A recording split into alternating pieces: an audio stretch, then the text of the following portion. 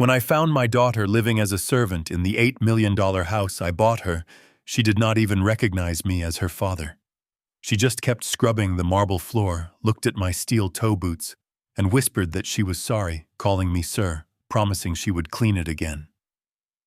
I did not scream. I did not cry. I calmly walked back outside, pulled out my phone, called my lawyer, and told him to freeze the trust because it was time for justice. Before I continue this story, let me know where you are watching from in the comments below. Hit the like button and subscribe if you believe nobody should get away with hurting family. My name is Harrison Cole, and I am 70 years old. I spent 7 grueling years working as a superintendent on an offshore oil rig in the freezing waters of the North Sea. I worked bone-chilling 12-hour shifts, breathing in toxic fumes. I did not do it because I loved the ocean. I did it because my wife Cynthia passed away suddenly, and I needed to ensure our only daughter Maya would never have to worry about a financial burden. 7 years ago, I bought Maya a beautiful estate in Hidden Hills, California. I paid $8 million in cold, hard cash. It was supposed to be her sanctuary, a safe place where she and her new husband Derek could build a life and be happy together. Derek was an investment broker. I never liked his slick suits and rehearsed smiles, but Maya loved him, so I supported them. I paid for the house, set up a trust fund, and packed my bags for the Atlantic, thinking I had done my job as a father. I wired money every month. We spoke on the phone regularly at first, though. Over the last 3 years, the calls grew shorter and less frequent. Derek always had an excuse. Maya was resting. Maya was at a retreat. Maya was dealing with severe anxiety. I finally decided I had endured enough of the freezing cold and the distance. I filed my retirement papers and flew back to California to surprise them.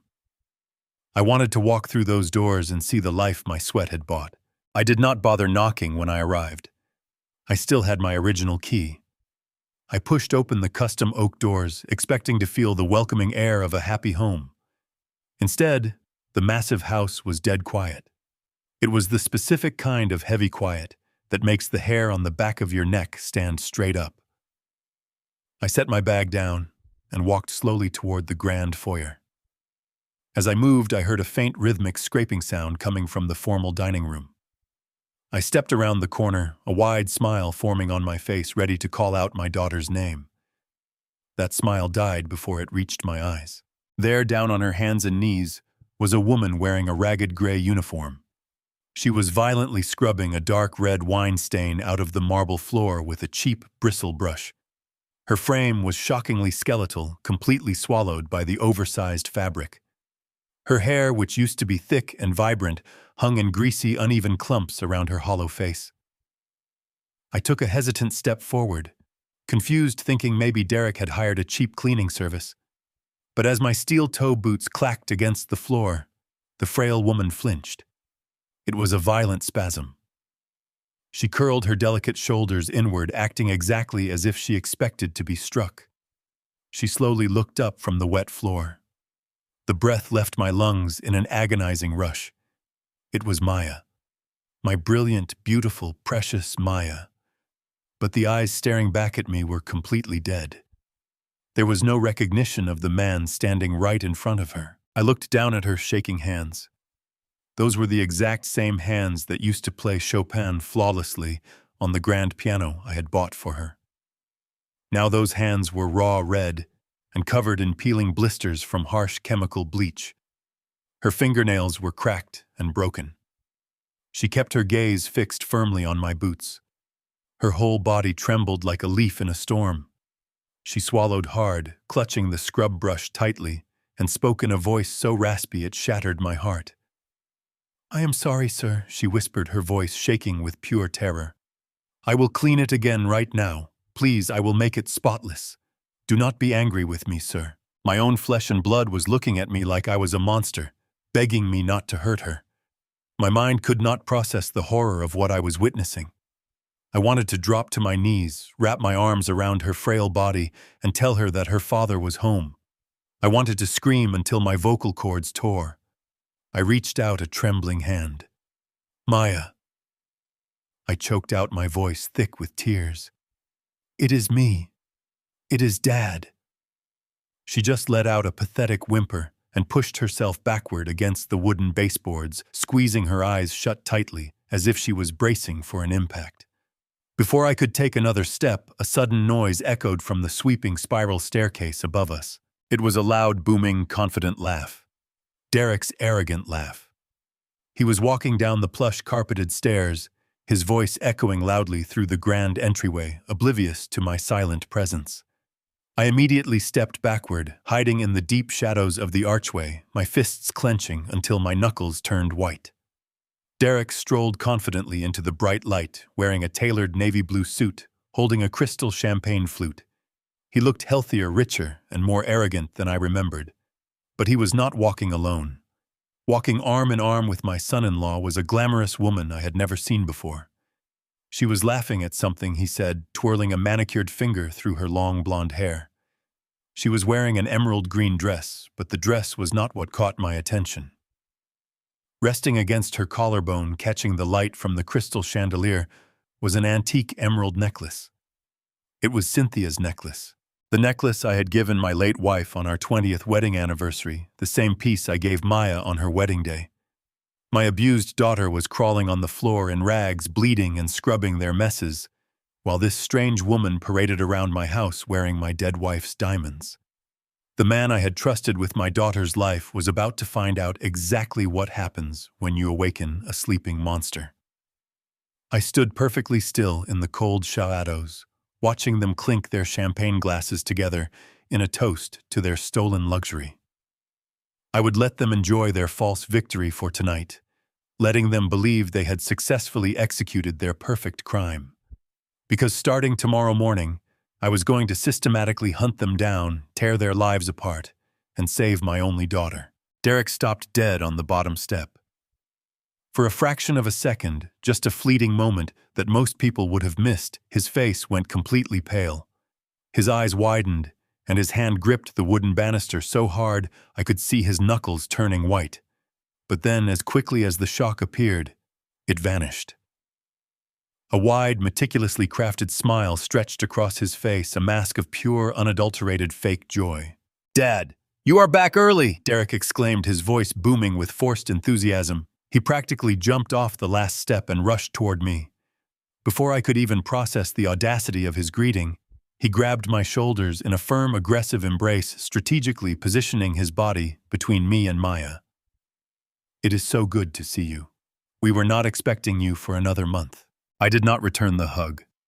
I stood there stiff and rigid, my eyes glaring over his shoulder at the woman standing near the stairs. She was staring at me with a calculated, assessing look, and resting perfectly against her skin was my dead wife's emerald necklace, the very necklace I had clasped around Maya's neck on her wedding day. Derek noticed my stare and quickly cleared his throat, tightening his grip on my arm. He pulled me away from the entryway, forcefully steering me toward the mahogany doors of my study. "Come on in here, Dad. Let us talk. Let us get you a drink. You must be exhausted from the flight." I dug my heels into the marble, refusing to budge. I pointed a trembling finger at the woman in the gray rags, still cowering on the floor. "What is going on here, Derek?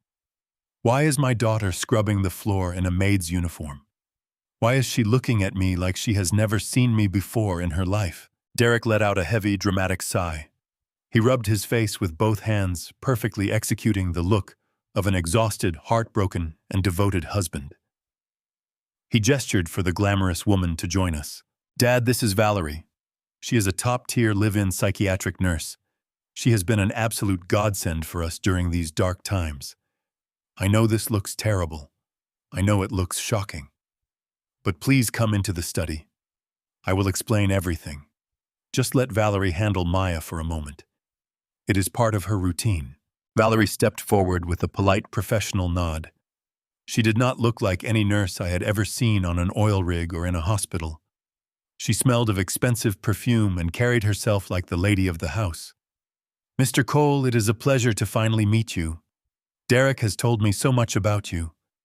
Please let me get Maya settled. It is best not to disrupt her current state." Against every instinct screaming in my brain, I allowed Derek to usher me into the study. He closed the heavy oak doors behind us, shutting out the sight of my shivering daughter. The study was exactly as I had designed it 7 years ago, with dark wood paneling walls lined with leather-bound books and a massive fireplace. But it felt tainted now. Derek walked over to the wet bar and poured a generous measure of scotch. He held the crystal tumbler out to me, his face etched with manufactured sorrow. I did not take the glass. I just stared at him, waiting.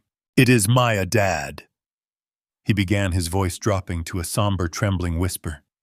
"She is very sick. I did not want to tell you while you were out on the rig. You were doing such dangerous work, and I knew how much you worried about her. I wanted to handle it. I promised you I would take care of her, and I have been trying my best." "What kind of sick?" I demanded, my voice low and dangerous. Derek sat down on the edge of the leather sofa, resting his elbows on his knees. 4 years ago, while you were on your second rotation, Maya got pregnant. We were overjoyed. But there were complications. She suffered a severe late-term miscarriage. It was traumatic, Dad. Physically and mentally devastating. We lost the baby, and then I lost my wife. He paused, letting the silence hang in the air, allowing the weight of his words to settle over me. I felt a sharp, agonizing twist in my chest. A grandchild. My daughter had lost a child, and I had been freezing on a steel platform thousands of miles away, completely unaware of her agony. The grief broke something inside her. Derek continued, wiping a non-existent tear from his eye. The doctors diagnosed her with severe, untreatable, paranoid schizophrenia. It was triggered by the trauma. She lost her short-term memory. She started having terrifying hallucinations. She became a danger to herself, Dad. She tried to hurt herself multiple times. I sank into the chair opposite him, the breath knocked out of me. Schizophrenia. It sounded so clinical, so final. But why is she dressed like that? I asked, my voice barely a rasp. Why is my daughter scrubbing floors on her hands and knees? We have the money. I left you millions in the trust to hire the best care in the world. We did, Derek said, quickly leaning forward with an earnest, pleading expression. That is why Valerie is here. She is the best, the top specialist in the state, and the cleaning, Dad, that is actually part of her prescribed therapy. The doctors call it grounding. When Maya slips into a severe psychotic episode, when she loses her grip on reality, she needs repetitive menial labor to anchor her brain. The physical act of scrubbing, the repetitive motion, it calms her nervous system. It is the only thing that stops the night terrors. I stared at the expensive Persian rug beneath my feet. Derek's explanation was incredibly detailed, medically plausible, and delivered with such heartbreaking conviction. He sounded like a man who had spent years battling an invisible demon to save the woman he loved. He explained that they had to take away her nice clothes because she would tear them apart during her episodes. He claimed they gave her the uniform because it was durable and easy to replace. And the necklace, I asked, looking up at him. Why is the nurse wearing Cynthia's necklace? Derek did not even blink. He had an answer ready. Maya kept trying to swallow the stones, Dad. She thought they were medicine. Valerie wears it to keep it safe but visible because seeing it sometimes triggers a positive memory for Maya. It is a therapeutic tool. I swear to you, every single thing we are doing in this house is strictly for Maya's survival. I sat there in the quiet study, my heart aching with a profound, suffocating guilt. I had been away for 7 years. I had missed the most horrific tragedy of my daughter's life. I had left her alone with a husband who, by his own account, had sacrificed everything to keep her alive. I was on the verge of believing him. I was on the verge of breaking down in tears, of apologizing for my initial anger, of thanking this man for carrying the burden I should have carried. I looked at Derek, seeing him not as the slick broker I had always distrusted, but as a tragic, exhausted caretaker. I opened my mouth to speak, to offer my support, to tell him that we would get through this terrible nightmare together. But then the heavy study door swung open. It did not creak or open slowly. It flew open with the chaotic energy of a child. A little boy no older than 6 years old bounded into the room. He had a mop of messy brown hair, rosy cheeks, and dirt on the knees of his expensive jeans. He carried a plastic dinosaur toy in his small hand. He completely ignored the grand surroundings. He did not look at me. He did not even look at the woman in the gray rags who was still out in the hallway. Instead, he ran straight past Derek, sprinting toward the glamorous woman who had just stepped into the doorway behind him. "Mommy," the little boy yelled, throwing his arms around Valerie's legs. "I found my dinosaur in the garden. Can we watch a movie now?" Valerie froze. Her manicured hand hovered awkwardly in the air over the boy's head. I watched as the blood instantly drained from Derek's face. His smooth, confident facade shattered in a microscopic instant. His jaw clenched so hard, a muscle ticked frantically in his cheek. His eyes darted to me, filled with an unmistakable raw and absolute panic. The silence in the room was sudden and deafening, broken only by the innocent laughter of a child calling a nurse his mother in a house bought by my money, while my daughter scrubbed the floors outside. I did not say a word. I just looked at the boy. Then I looked at Derek, and the cold, hard truth began to claw its way out of the darkness. I needed every single ounce of discipline I had learned on the rigs to keep my hands at my sides. Every muscle in my body coiled, screaming at me to lunge across the mahogany desk, grab Derek by the collar of his tailored suit, and throw him through the expensive glass windows of the study. He stood there maintaining his tragic expression, entirely unaware of the violent storm raging inside my head. The boy was holding on to Valerie, burying his face in the expensive fabric of her dress, while my daughter was out in the hall, scrubbing the floor like a dog. I dug my fingernails into my palms until the skin nearly broke. I could not act now. If I exploded, if I showed them my hand, Derek would call the police. He would use his legal authority to ban me from the property, and he might disappear with Maya before I could build a case. I had to play the game. I had to be the broken, exhausted old man they thought I was. I forced my shoulders to slump. I let a heavy, trembling sigh escape my lips, rubbing my eyes as if the weight of the revelation had completely shattered my spirit. "You are right, Derek," I murmured, keeping my voice shaky and weak.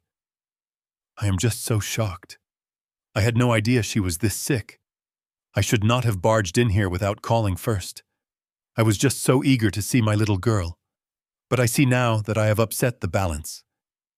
I am so sorry for disrupting her routine." Valerie exchanged a fleeting, triumphant glance with Derek. A smug, victorious little smile tugged at the corner of her painted lips before she quickly hid it behind a mask of professional concern. "It is quite all right, Mr. Cole," she said, her voice dripping with condescending sweetness. "We know this is a difficult adjustment. Psychiatric care is complex, but we have everything under control." Derek visibly relaxed.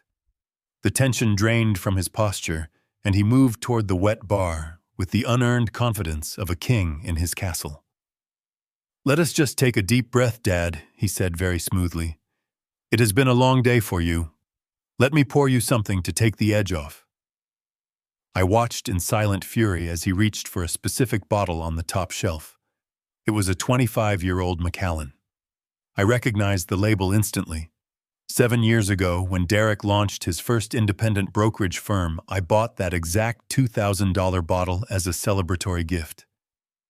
I had handed it to him with a firm handshake, welcoming him into our family, telling him I believed in his potential to provide for Maya. Now this parasite was cracking open my gift, pouring my expensive scotch into my crystal tumblers inside the $8 million house I bought with my own blood and sweat. He handed me the glass. I took it, staring at the amber liquid. He took a long sip from his own glass, swirling it around, acting as if he owned the world. "I will go check into a hotel downtown tonight," I said softly, staring down at the floor to hide the lethal calculation in my eyes. "I do not want my presence to trigger any more episodes for Maya. I will stay away and let you and Valerie continue her therapy. You are doing a wonderful job, Derek. It takes a strong man to shoulder this burden." Derek actually puffed out his chest a little, soaking up the false praise. I am just doing what any good husband would do, Dad. She is my world. I will not give up on her. I nodded, swallowing the bile that rose in my throat. While Derek was busy performing his role as the martyred husband, the little boy who had been hiding behind Valerie's legs peeked out. He looked up at me with innocent curiosity, still clutching his plastic dinosaur. Valerie immediately placed a protective hand on his shoulder, trying to pull him back. Come along now, Leo, she said quickly, a hint of nervousness bleeding through her calm facade. Let us go upstairs and leave the adults to their conversation. But Leo did not move. He stepped forward, his small shoes sinking into the thick Persian rug. He tilted his head, staring at the worn steel toe boots I was wearing. I carry a few wrapped butterscotch candies in my heavy jacket pocket, a habit I picked up many years ago to keep my throat from drying out in the cold, salty ocean air. I slowly reached into my pocket, making sure my movements were slow and non-threatening. I crouched down to his eye level, balancing on the balls of my feet. Hello there, little man, I said, keeping my tone gentle and warm. That is a mighty fine dinosaur you have there. Are you a brave explorer? Leo smiled, a bright, genuine smile that instantly reminded me of Maya when she was that age. Yes, he chirped proudly. I found him in the dirt. He is a fierce hunter. I chuckled, pulling the butterscotch candy from my pocket and holding it out in my open palm. Well, fierce hunters need energy. Would you like a piece of candy? Valerie stepped forward quickly, her designer heels clicking sharply against the polished floorboards. He really should not be eating sweets right now, she interjected, reaching down to grab his hand. But Leo had already taken another confident step closer to me, reaching out his small fingers to take the wrapped candy. As he took it, he looked directly into my face. The lighting in the study was dim, but a beam of afternoon sunlight was piercing through the tall bay windows, illuminating his small features perfectly. I froze. The breath completely left my lungs. I forgot where I was. I forgot about Derek standing by the bar. I forgot about Valerie hovering nervously above us. I just stared into the eyes of this 6-year-old boy. His left eye was a piercing, icy blue. His right eye was a deep, vivid, beautiful emerald green. It was striking heterochromia. It was not just a random genetic mutation. It was the exact, incredibly rare genetic trait that had belonged to my late wife, Cynthia. I stared into those eyes, feeling a shockwave of realization crash through my entire body. I slowly shifted my gaze to Valerie. She had dark, flat brown eyes. I looked over at Derek. He had standard, unremarkable brown eyes. It is biologically impossible for two brown-eyed parents to produce a child with this exact, specific genetic anomaly. It was a complete mathematical impossibility. I looked back down at the little boy happily unwrapping the butterscotch. My hands began to tremble, not from old age, but from the horrifying weight of the truth. The sad story about the tragic late-term miscarriage was a complete lie. The precious baby did not die. That boy, little Leo, standing right in front of me, calling the fake nurse his mother, was Maya's biological son. When I forced myself to stand up from the heavy leather armchair, I had to grip my cane tightly to steady my shaking legs. I told Derek that the jet lag had finally caught up to me, that I needed to rest my tired bones in a quiet hotel room for the night. I promised I would return the next day when everyone was properly rested. Derek walked me to the front door, his hand resting comfortably on my back, playing the part of the perfect, caring son-in-law. He even offered to drive me, but I firmly declined, claiming I had already arranged for a rental car. Walking out of that house and leaving my daughter behind was the hardest thing I have ever had to do in my 70 years on this earth. Every step felt like walking through wet cement. My mind screamed at me to turn around, to snatch my grandson and my daughter, and to break Derek's jaw. But I knew that acting on pure rage would ruin everything. Derek had legal authority. He had the narrative. I needed proof. I checked into a sterile, quiet hotel room a few miles down the highway. I did not even bother turning on the lights or unzipping my suitcase. I sat on the edge of the stiff mattress, staring at the blank wall, my heart hammering against my ribs. Decades of working on offshore oil rigs had given me a sixth sense for impending disaster.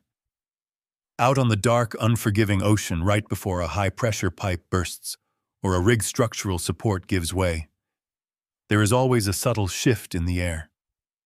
A sudden drop in temperature. A strange, unnatural vibration in the steel grating beneath your boots. Your brain registers the danger long before your eyes see the explosion.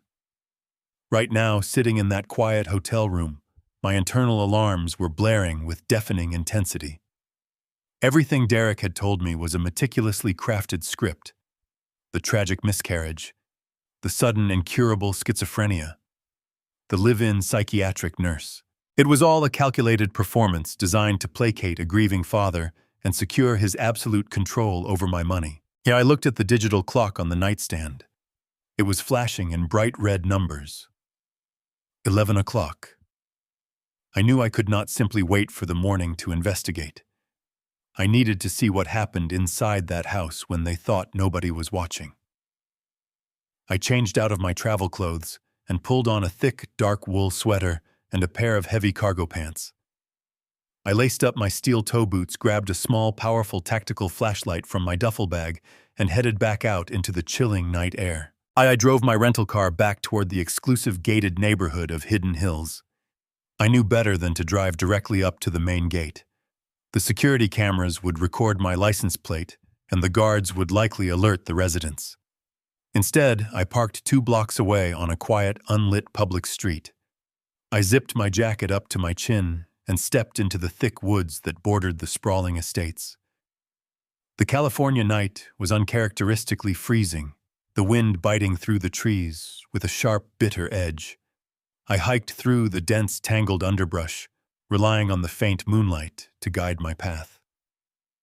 Branches scratched against my sleeves, and dry leaves crunched softly beneath my boots, but I moved with the steady, quiet discipline of a man on a mission. It took me nearly 40 minutes to navigate the rough terrain and reach the back perimeter of my property. I found a dense cluster of tall hedges just beyond the wrought iron fence that separated the manicured lawn from the wild woods. I crouched down in the freezing mud, my knees aching from the damp cold, and focused my gaze on the back of the massive mansion. The house was completely dark. The tall glass windows reflected nothing but the pale moonlight. For a long time there was absolutely no movement, just the sound of the wind rustling through the leaves and the distant rhythmic hum of the pool filter. I waited. The cold seeped through my heavy clothing, stiffening my joints, but I refused to leave my vantage point. I was not leaving until I understood the true nature of my daughter's nightmare. The glowing red numbers on my watch shifted to 2 in the morning, just as my muscles began to cramp from holding the awkward position in the dirt. A sudden, blinding flash of light shattered the darkness. The harsh, bright security lights illuminating the sprawling back patio snapped on, casting a stark, artificial glare over the pristine swimming pool and the imported stone deck. I held my breath, pressing my body deeper into the frozen hedges. The heavy glass sliding doors opened with a loud scrape. Valerie stepped out into the freezing night air. She was no longer wearing the elegant emerald dress. Instead, she wore a thick, luxurious cashmere sweater and tight leggings. But it was not Valerie that made my blood run cold. Dragged behind her, stumbling over the metal track of the sliding door, was Maya. My daughter was still wearing that thin, ragged gray maid's uniform. She was shivering violently, her bare arms covered in goosebumps, her head bowed in absolute submission. Valerie marched across the stone deck, pulling a large, heavy plastic bucket behind her. She stopped near the edge of the pool and violently kicked the bucket over. A rush of dark, icy, dirty mop water spilled across the pristine stones, creating a massive, filthy puddle. Valerie pointed a manicured finger at the mess. "Clean it," she barked, her voice harsh and devoid of any professional medical tone. Maya did not hesitate. She dropped to her bare knees on the freezing hard stones. She pulled a small, coarse scrub brush from the pocket of her apron and began to frantically scrub the icy water. Her movements were erratic, desperate, and driven by pure terror. She scrubbed until her knuckles scraped against the rough stone, her frail body shaking so hard I could see her ribs jutting out against the thin fabric of her uniform. Valerie did not offer her a towel or a kind word. Instead, she walked over to an outdoor lounge chair, sat down, and picked up a martini glass from the side table. She took a slow, leisurely sip of her drink, watching my daughter scrub the freezing floor like a captive animal. Valerie let out a high, cruel laugh, a sound that echoed across the quiet yard and pierced straight through my soul. She was enjoying this. This was not a grounding medical therapy. This was torture. This was systematic, deliberate, sadistic abuse designed to break a human being down into nothingness. I gripped the iron bars of the fence, my jaw locked so tight my teeth ached. I was seconds away from tearing the gate open, charging across the lawn, and ending Valerie's miserable existence with my bare hands. I felt the adrenaline pumping through my veins, hot and demanding action. But then the glass sliding doors opened a second time. Derek stepped out onto the patio. He was wearing a dark silk robe, his hair slightly rumpled from sleep. He did not look concerned about the freezing temperature or the fact that his supposedly severely ill wife was outside in the middle of the night scrubbing dirty water off the pavement. He walked straight past Maya without even glancing down at her. He moved directly to the lounge chair where Valerie was sitting. Derek leaned over, wrapped his arms tightly around Valerie's waist, and pulled her up against his chest. Right there in the bright glare of the patio lights, my son-in-law kissed the fake psychiatric nurse passionately. He ran his hands through her blonde hair, smiling against her lips. I stared in absolute horror as the final pieces of their twisted puzzle snapped into place. They were completely brazen. They did not care who saw them because they believed they were untouchable. I slowly shifted my gaze back to my daughter. Maya was kneeling less than 10 feet away from them. The icy water was soaking through her thin uniform, freezing her to the bone. Her husband was kissing another woman right in front of her. But Maya did not look up. She did not cry out. She did not show a single ounce of anger, betrayal, or sorrow. She just kept her dead, hollow eyes fixed firmly on the ground, and she kept scrubbing. I did not sleep that night. I stumbled back through the freezing woods to my rental car, my chest hollowed out by the sheer cruelty I had just witnessed. When I finally reached my sterile hotel room, I sat on the edge of the mattress and watched the pale light of dawn slowly creep through the blinds. Every instinct in my body urged me to call the police, to kick down the heavy oak doors of that mansion and drag Derek out into the street by his throat. But I knew the law. Derek held a medical power of attorney. He had the forged documents. He had the fake psychiatric nurse to corroborate his lies. If I acted out of blind fury, they would claim I was a grieving, delusional father having a violent episode. They would lock me out, and I would never see my daughter again. I needed concrete evidence. I needed to bridge the gap between the heavily medicated ghost I had seen and the brilliant woman I raised. I had to speak to Maya alone, away from their watchful eyes. By 7 in the morning, I was parked 2 blocks away from the estate. I pulled up my jacket collar against the damp morning fog and walked quietly toward the service alleyway running behind the neighborhood properties. The high stone walls of the mansion separated the pristine, manicured lawns from the industrial dumpsters where the garbage collection took place. I knew the layout perfectly because I had reviewed every blueprint when I purchased the property 7 years ago. There was a blind spot right behind the heavy iron service gate, totally hidden from the property's main security cameras. I positioned myself behind a large concrete pillar blending into the morning shadows and waited. The chill of the concrete seeped through my jacket, but I stood completely still. I waited for over an hour, listening to the distant sounds of the wealthy neighborhood waking up. Finally, I heard the heavy clanking of the service gate being unlatched. The heavy iron hinges groaned open with a loud metallic screech. Maya stumbled out into the damp alleyway. She was dragging 2 massive black garbage bags across the asphalt. In the unforgiving light of the morning sun, Her physical condition was even more horrifying than it had been in the dim hallway the day before. Her uniform hung off her frail collarbones.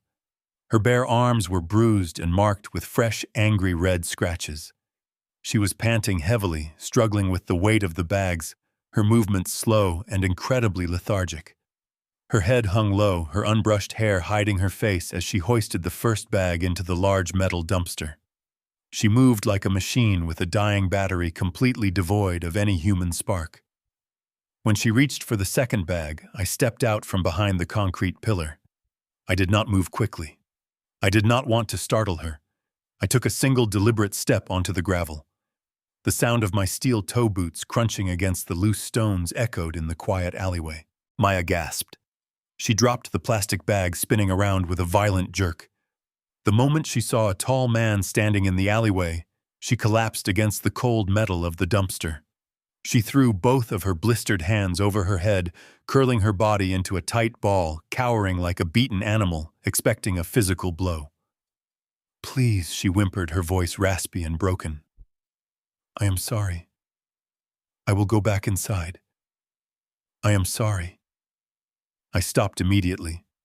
I held my hands up, showing her my empty palms, keeping my distance. I did not rush toward her. I did not try to touch her. I knew her mind was trapped in a chemical prison clouded by whatever toxic substances Valerie was forcing down her throat. Calling out her name would only confuse her more. I had to bypass the logic center of her drugged brain and reach straight for her soul. I had to find a memory so deeply ingrained that no pharmaceutical poison could erase it. I closed my eyes, took a deep breath, and began to hum. It was not a popular song. It was a very specific, obscure French lullaby that Cynthia used to sing to Maya every night when she was 5 years old.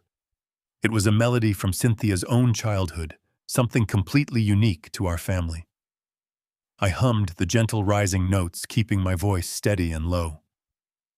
The soft melody drifted through the cold morning air, cutting through the silence of the alleyway. Maya stopped trembling. Her hands slowly lowered from her face. She looked up at me, her chest heaving as she struggled to breathe. I kept humming the second verse, locking my eyes with hers. A massive, agonizing shift happened within her expression. The dead, hollow stare fractured. A spark of pure, desperate recognition flashed in her eyes. The heavy fog of the medication seemed to part for a fraction of a second. Her lower lip quivered, and a single tear traced a path through the dirt on her cheek. She tried to speak. She opened her mouth, her jaw trembling violently as her brain fought a brutal war against the sedatives running through her veins. Her tongue was slurred, moving thickly inside her mouth. She choked out the syllable, barely audible over the morning breeze. Duh. She squeezed her eyes shut, fighting with everything she had to form the word, her hands gripping the fabric of her ragged uniform. She knew exactly who I was. My daughter was still in there, buried beneath layers of chemical restraints and psychological torture. She took a tiny, shaky step toward me, reaching out a trembling, blistered hand. I wanted to grab her, pull her into my arms, and run straight to the hospital. I wanted to end this nightmare right now. I took a step forward, ready to carry her away from this prison. Maya. The sharp, shrill voice echoed from the open iron gate. It was Valerie. What is taking you so long? Get back in here right now. Maya flinched as if she had been struck by lightning. The spark of recognition in her eyes was instantly swallowed by sheer blinding panic. She lunged forward, closing the distance between us in a frantic blur. She did not hug me. Instead, she grabbed my right hand and aggressively shoved a small, crumpled piece of paper deep into my palm. She squeezed my fingers shut over it, gave me one last look of absolute terror, and turned around, sprinting clumsily back through the gate before Valerie could step into the alleyway. I stood alone in the cold shadows, listening to the heavy iron gate slam shut. I slowly opened my clenched fist.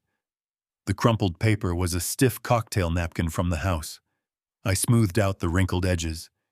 It was not filled with the chaotic, paranoid gibberish of a schizophrenic mind. Written across the white paper in a dark, Rusty red fluid clearly drawn using her own blood were 3 desperate words.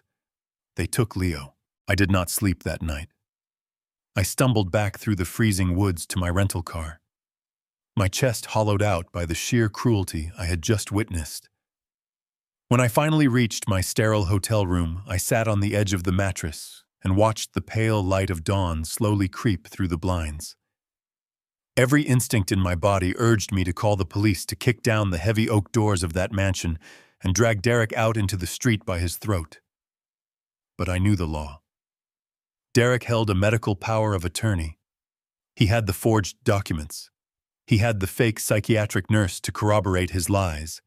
If I acted out of blind fury, they would claim I was a grieving, delusional father having a violent episode. They would lock me out, and I would never see my daughter again. I needed concrete evidence. I needed to bridge the gap between the heavily medicated ghost I had seen and the brilliant woman I raised. I had to speak to Maya alone, away from their watchful eyes. By 7 in the morning, I was parked 2 blocks away from the estate. I pulled up my jacket collar against the damp morning fog and walked quietly toward the service alleyway running behind the neighborhood properties. The high stone walls of the mansion separated the pristine manicured lawns from the industrial dumpsters where the garbage collection took place. I knew the layout perfectly because I had reviewed every blueprint when I purchased the property 7 years ago. There was a blind spot right behind the heavy iron service gate, totally hidden from the property's main security cameras. I positioned myself behind a large concrete pillar, blending into the morning shadows, and waited. The chill of the concrete seeped through my jacket, but I stood completely still. I waited for over an hour, listening to the distant sounds of the wealthy neighborhood waking up. Finally, I heard the heavy clanking of the service gate being unlatched. The heavy iron hinges groaned open with a loud metallic screech. Maya stumbled out into the damp alleyway. She was dragging 2 massive black garbage bags across the asphalt.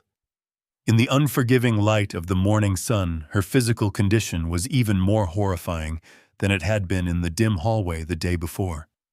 Her uniform hung off her frail collarbones. Her bare arms were bruised and marked with fresh, angry red scratches. She was panting heavily, struggling with the weight of the bags, her movements slow and incredibly lethargic. Her head hung low, her unbrushed hair hiding her face as she hoisted the first bag into the large metal dumpster. She moved like a machine with a dying battery completely devoid of any human spark. When she reached for the second bag, I stepped out from behind the concrete pillar. I did not move quickly. I did not want to startle her. I took a single deliberate step onto the gravel. The sound of my steel toe boots crunching against the loose stones echoed in the quiet alleyway. Maya gasped. She dropped the plastic bag, spinning around with a violent jerk.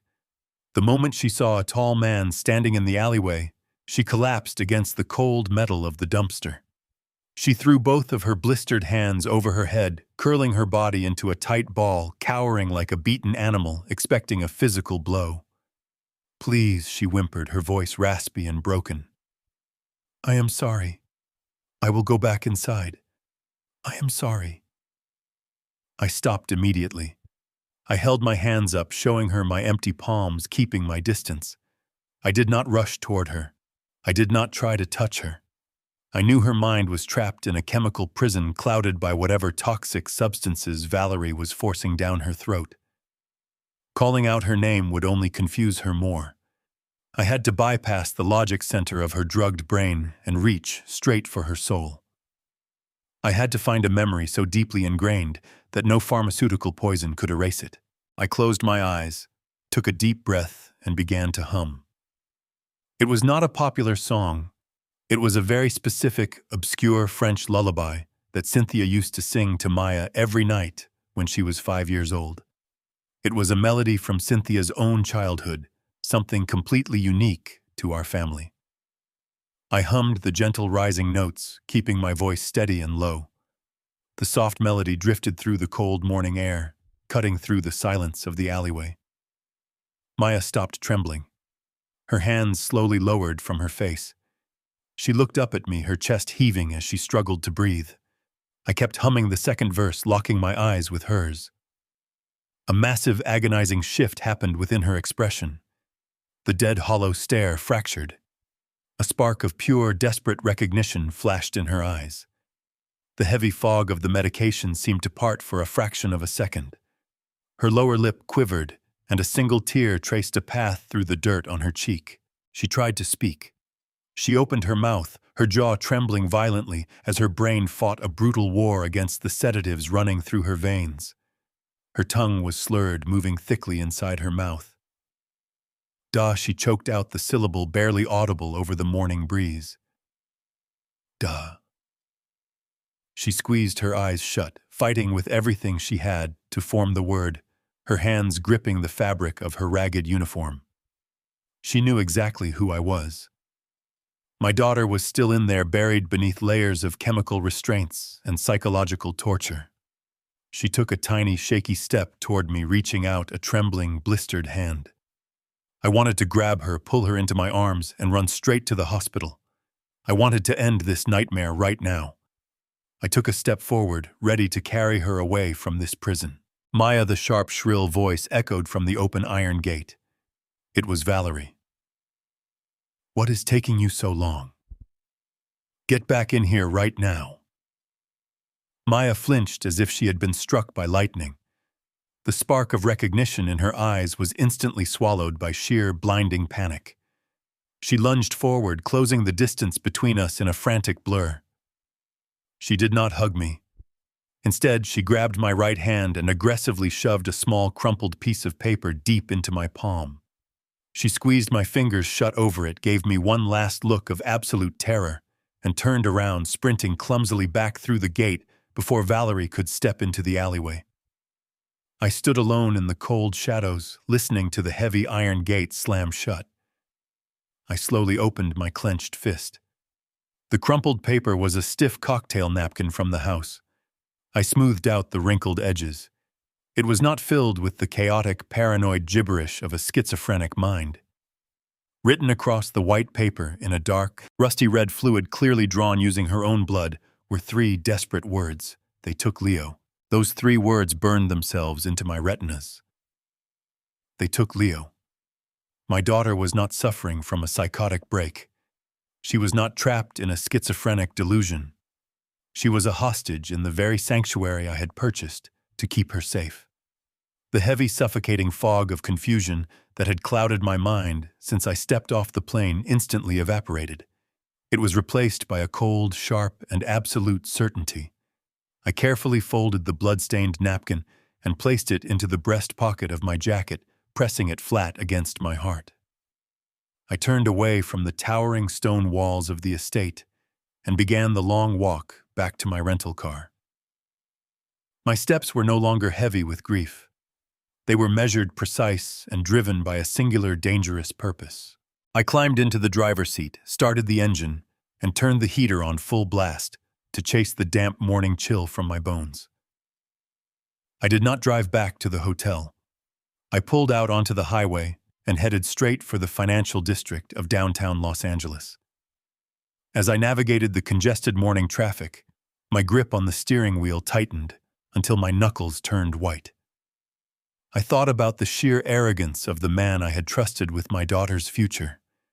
Derek had looked me in the eye, drank my expensive scotch, and fed me a carefully rehearsed tragedy, while my daughter bled and scrubbed the stones of her own home. I did not spend 40 years of my life inhaling toxic fumes, dodging heavy swinging drill pipes, and freezing in the brutal gales of the North Sea just to let a silver-tongued parasite destroy my bloodline. I had sacrificed my own comfort, missing birthdays and anniversaries, trading my physical health for hazard pay, all to build an impenetrable financial fortress for Maya. I had poured every drop of my sweat into a trust fund designed to shield her from the harsh realities of the world. Now some slick broker in a tailored suit thought he could simply step in, hijack my life's work, and break my daughter like a toy. He had made a catastrophic miscalculation. I arrived at the towering glass and steel building that housed my wealth management attorney. Jonathan had been managing my legal affairs for over 20 years. He was a sharp, meticulous lawyer who knew the exact structure of my assets, the trust I had established, and the strict conditions of the $8 million estate. I strode past the polished marble reception desk, ignoring the protests of the young administrative assistant who tried to tell me I needed an appointment. I pushed open the heavy glass door to Jonathan's corner office and stepped inside without bothering to knock. Jonathan was sitting behind his massive desk reviewing a stack of printed contracts. He looked up, startled by the sudden intrusion, but his annoyance quickly shifted to profound shock when he recognized my face. "Harrison," he said quickly, standing up and hurriedly buttoning his suit jacket. "I had no idea you were back from the rig. We did not have a meeting scheduled for today. Is everything all right?" I closed the heavy office door behind me, making sure it clicked shut securely. I walked over to his desk and leaned over the polished wood, resting my weight on my hands. "Nothing is right, Jonathan," I said, keeping my voice low and perfectly level. "I need you to pull every single public record, property deed, and trust document associated with my daughter and her husband. I want to see every financial movement, every legal filing, and every signature recorded in the county database over the last 4 years." Jonathan frowned, clearly taken aback by the fierce intensity in my eyes. "Harrison, please sit down. What exactly is going on? Did Derek mismanage the maintenance funds? I received the annual property tax payments on schedule, so I assumed everything at the estate was operating normally. What has he done?" I reached into my jacket pocket, pulled out the crumpled, blood-stained napkin, and placed it on the pristine surface of his desk. I did not offer a long, emotional explanation. I gave him the cold, hard facts. "Maya is not suffering from a psychiatric breakdown," I told him, watching his eyes widen as he read the desperate message. "She is being held hostage in her own home. Derek has hired a fake nurse. They are keeping her heavily sedated, forcing her to do manual labor, and they are using my grandson as leverage to keep her compliant. I need to know exactly how much legal authority Derek has managed to steal while I was out on the ocean." Jonathan did not ask any more questions. The color completely drained from his face as the gravity of the horrific situation settled over him.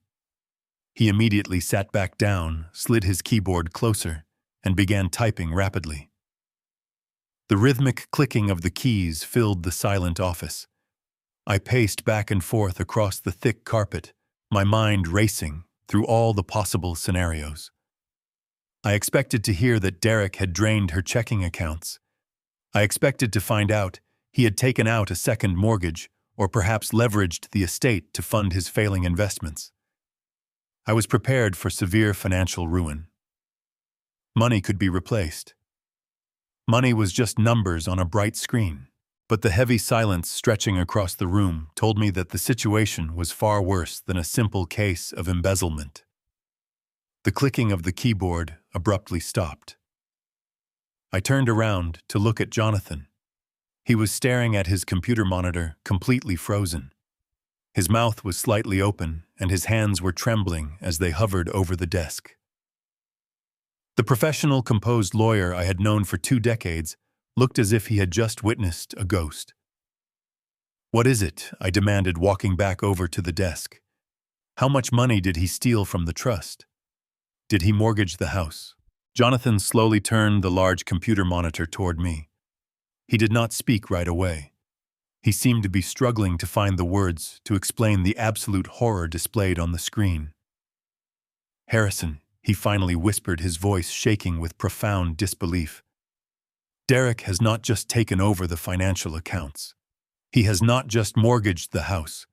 He has taken absolute, irrevocable control of everything." I leaned in, squinting at the dense legal jargon filling the bright screen.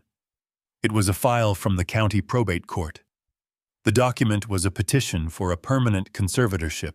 Jonathan pointed a trembling finger at the second paragraph of the legal filing.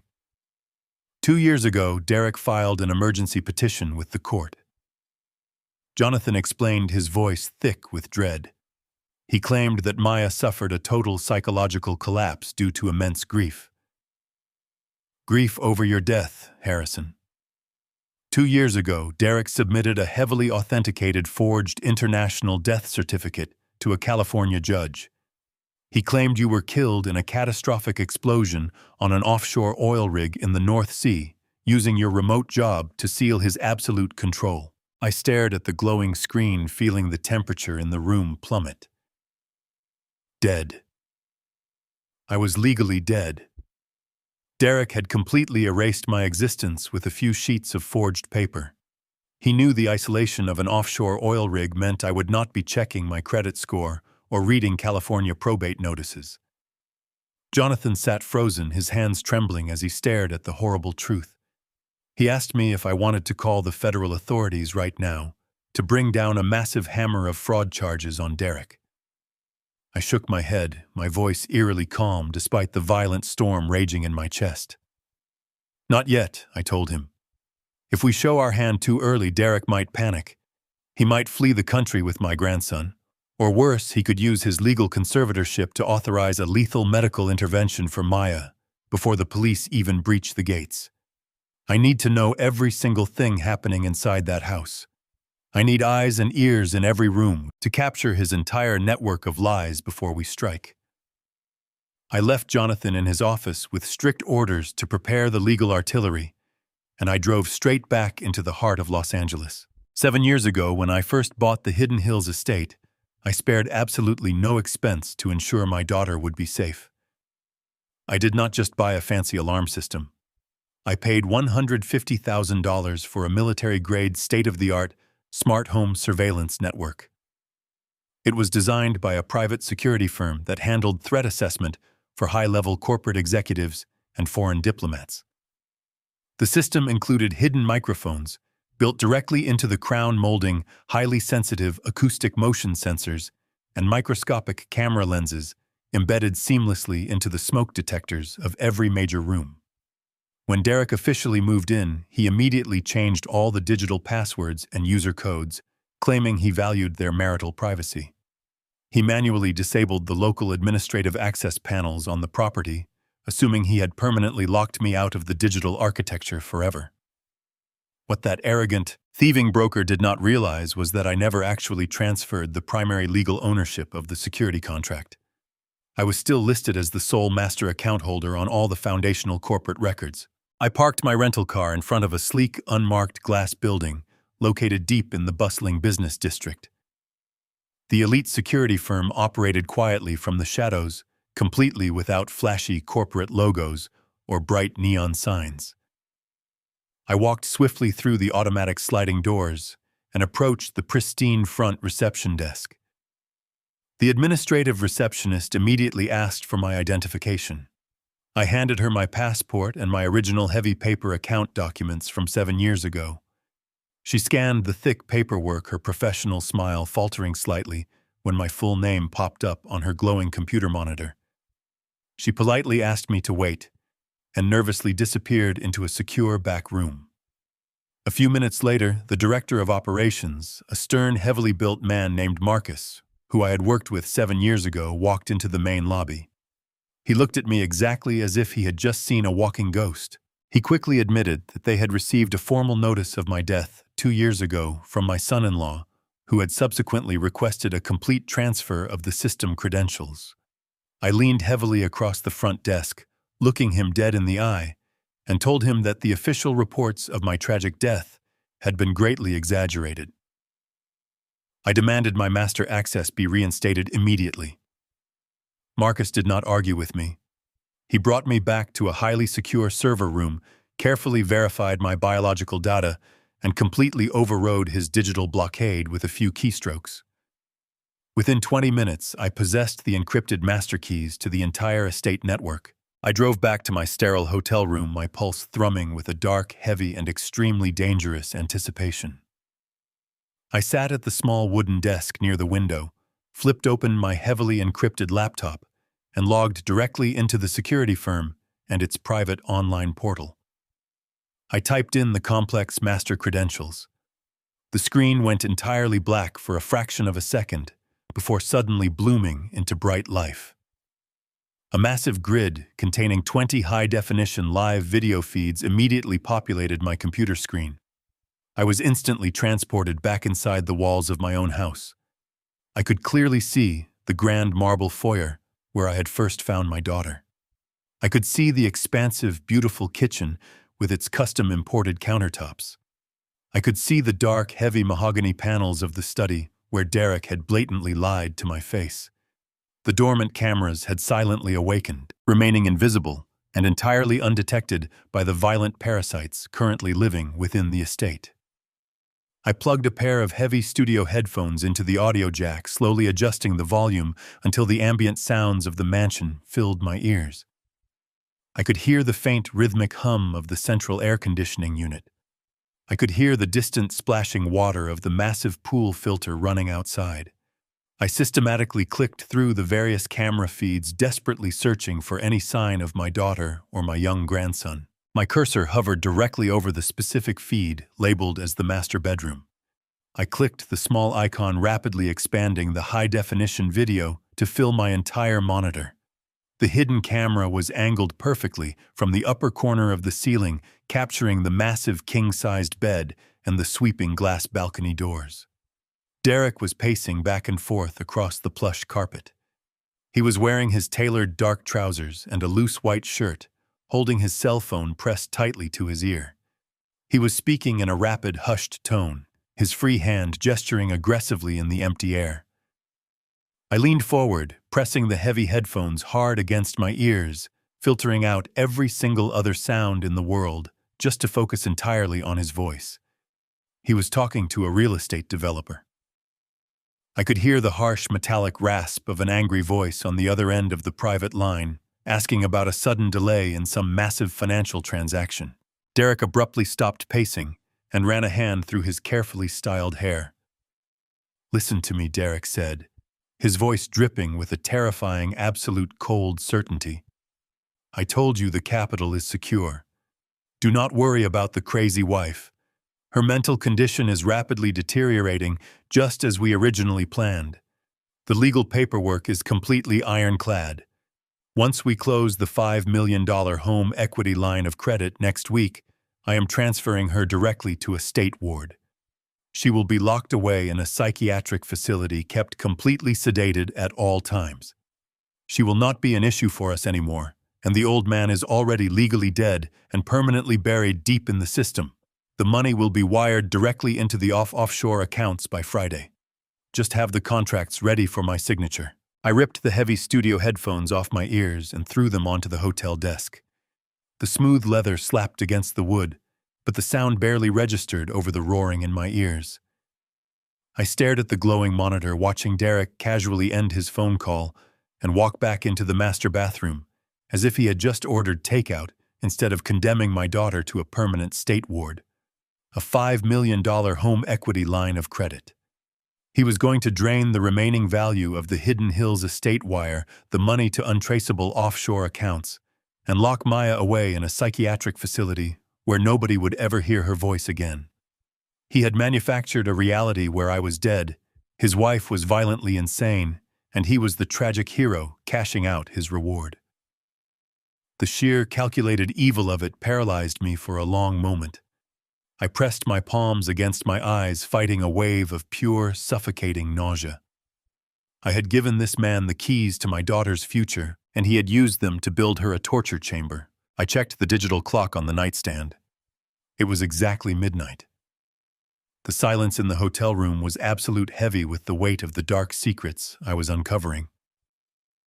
Just as the numbers shifted to 1 minute past midnight, 3 sharp, rhythmic knocks echoed from the solid wooden door. I stood up, my steel toe boots making no sound on the thick carpet, and walked to the door.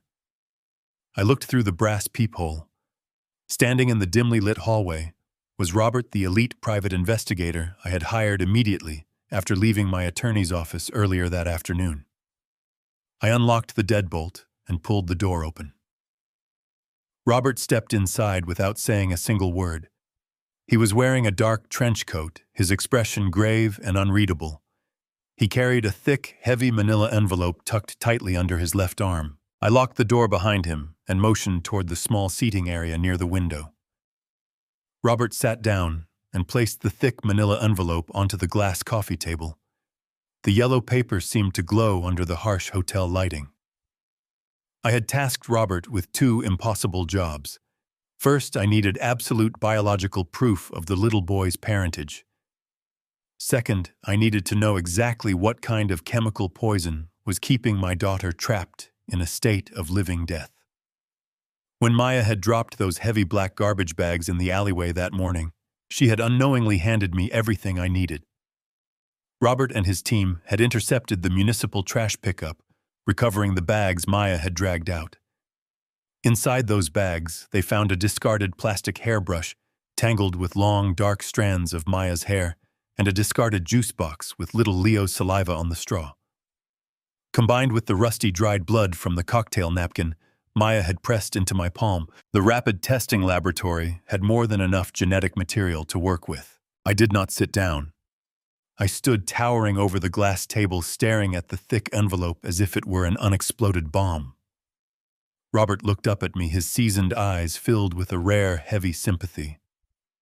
"I paid extra to have the technicians rush the analysis, Harrison," he said, his voice a low, steady rumble. "The results are completely conclusive. I suggest you brace yourself before you read the toxicology screening." I reached down and picked up the envelope. The paper was rough against my calloused fingertips. I unclasped the metal fastener and pulled out the thick stack of stark white laboratory reports. I flipped directly to the first page. It was the genetic paternity and maternity analysis. The stark black text confirmed what my gut had been screaming since the moment I saw those piercing, mismatched eyes in the study. The probability of maternity was a solid 99.9%. Little Leo, the boy Derek had proudly paraded around the house, the boy calling Valerie his mother, was unequivocally Maya's biological son. The tragic story of the late-term miscarriage was a complete fabricated lie designed to explain away the absence of a baby while they secretly kept him hidden on the estate.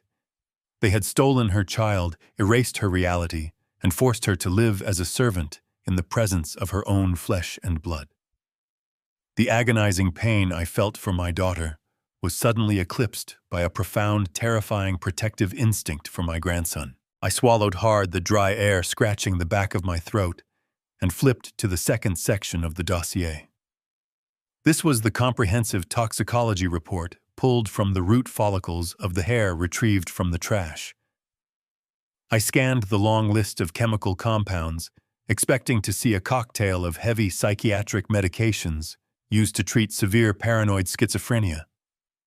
Derek had stood in my study and confidently declared that Maya was suffering from untreatable violent delusions. He claimed she needed aggressive medical intervention to survive her own mind. I read the results once and then I read them a second time, my vision blurring at the edges. I looked up at Robert, my hands shaking so violently the paper rattled in the quiet room. "There is nothing here," I whispered, my voice sounding completely foreign to my own ears. "There is absolutely no trace of any recognized schizophrenia medication. There are no standard antipsychotics, no mood stabilizers, no typical therapeutic drugs." Robert slowly shook his head, his face a grim mask of controlled anger. "No, Harrison, there is not," he confirmed quietly. "They are not treating her for a psychiatric condition because she does not have one. Look closer at the second page. Look at the specific chemical compounds the laboratory isolated in the deepest layers of her hair follicles." I turned the page. Highlighted in bright, harsh yellow ink were two specific, highly regulated chemical compounds: haloperidol and rohypnol. I felt a cold, paralyzing dread wash over my entire body. I knew exactly what those potent drugs were. Anyone who has spent time working in the rough, dangerous port cities of the world knows exactly what those specific chemicals do to a human brain. Haloperidol is a massive, incredibly potent tranquilizer, typically used as a severe chemical restraint to completely sedate highly aggressive patients. It strips away a person's motor functions, leaving them physically exhausted, compliant, and completely unable to fight back against an attacker. Rohypnol is a severe central nervous system depressant, commonly known for inducing profound total amnesia. It wipes the short-term memory entirely clean, leaving the victim profoundly confused, totally disoriented, and highly susceptible to any dark suggestion. Derek and Valerie were not treating my beloved daughter for an illness. They were chemically lobotomizing her every single day. They were keeping her trapped in a manufactured nightmare, forcefully stripping away her memories and her strength so she would never remember who she was or realize that her beautiful son was living just upstairs. The sheer, unimaginable cruelty of their daily routine finally broke the last remaining shred of my restraint.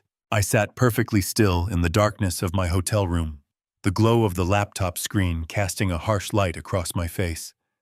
The toxicology report had ripped the blindfold from my eyes, replacing my profound grief with absolute rage. Derek and Valerie were not treating my daughter. They were dismantling her mind systematically, stripping away her consciousness with heavy chemical restraints. I turned my attention back to the high-definition video grid glowing on my monitor. It was midnight. The military-grade smart home surveillance system, the very system Derek thought he had disabled 7 years ago, was transmitting perfectly clear encrypted live feeds from every corner of the estate. I clicked on the feed labeled for the study, maximizing the window to fill my screen. I plugged my studio headphones in, pressing them tightly against my ears, bracing myself for whatever horrors the night would reveal. The study was illuminated by the soft glow of a single reading lamp on Derek's desk. For several minutes, the room remained entirely empty and utterly silent. Then the heavy oak doors swung open with a sudden violent force. Valerie strode into the room, her designer heels clicking sharply against the floorboards. She was not walking alone. Her left hand was tightly twisted into the thick roots of Maya's hair, forcefully dragging my frail daughter behind her. Maya stumbled over the threshold, letting out a weak whimper of pain, her skeletal frame practically swallowed by the oversized gray maid's uniform. Valerie did not show a single ounce of mercy. She yanked Maya's hair backward, forcing my daughter to her knees on the expensive Persian rug. "Stay right there and do not make a sound." Valerie hissed, her voice a cruel whisper that echoed perfectly through the hidden acoustic microphones.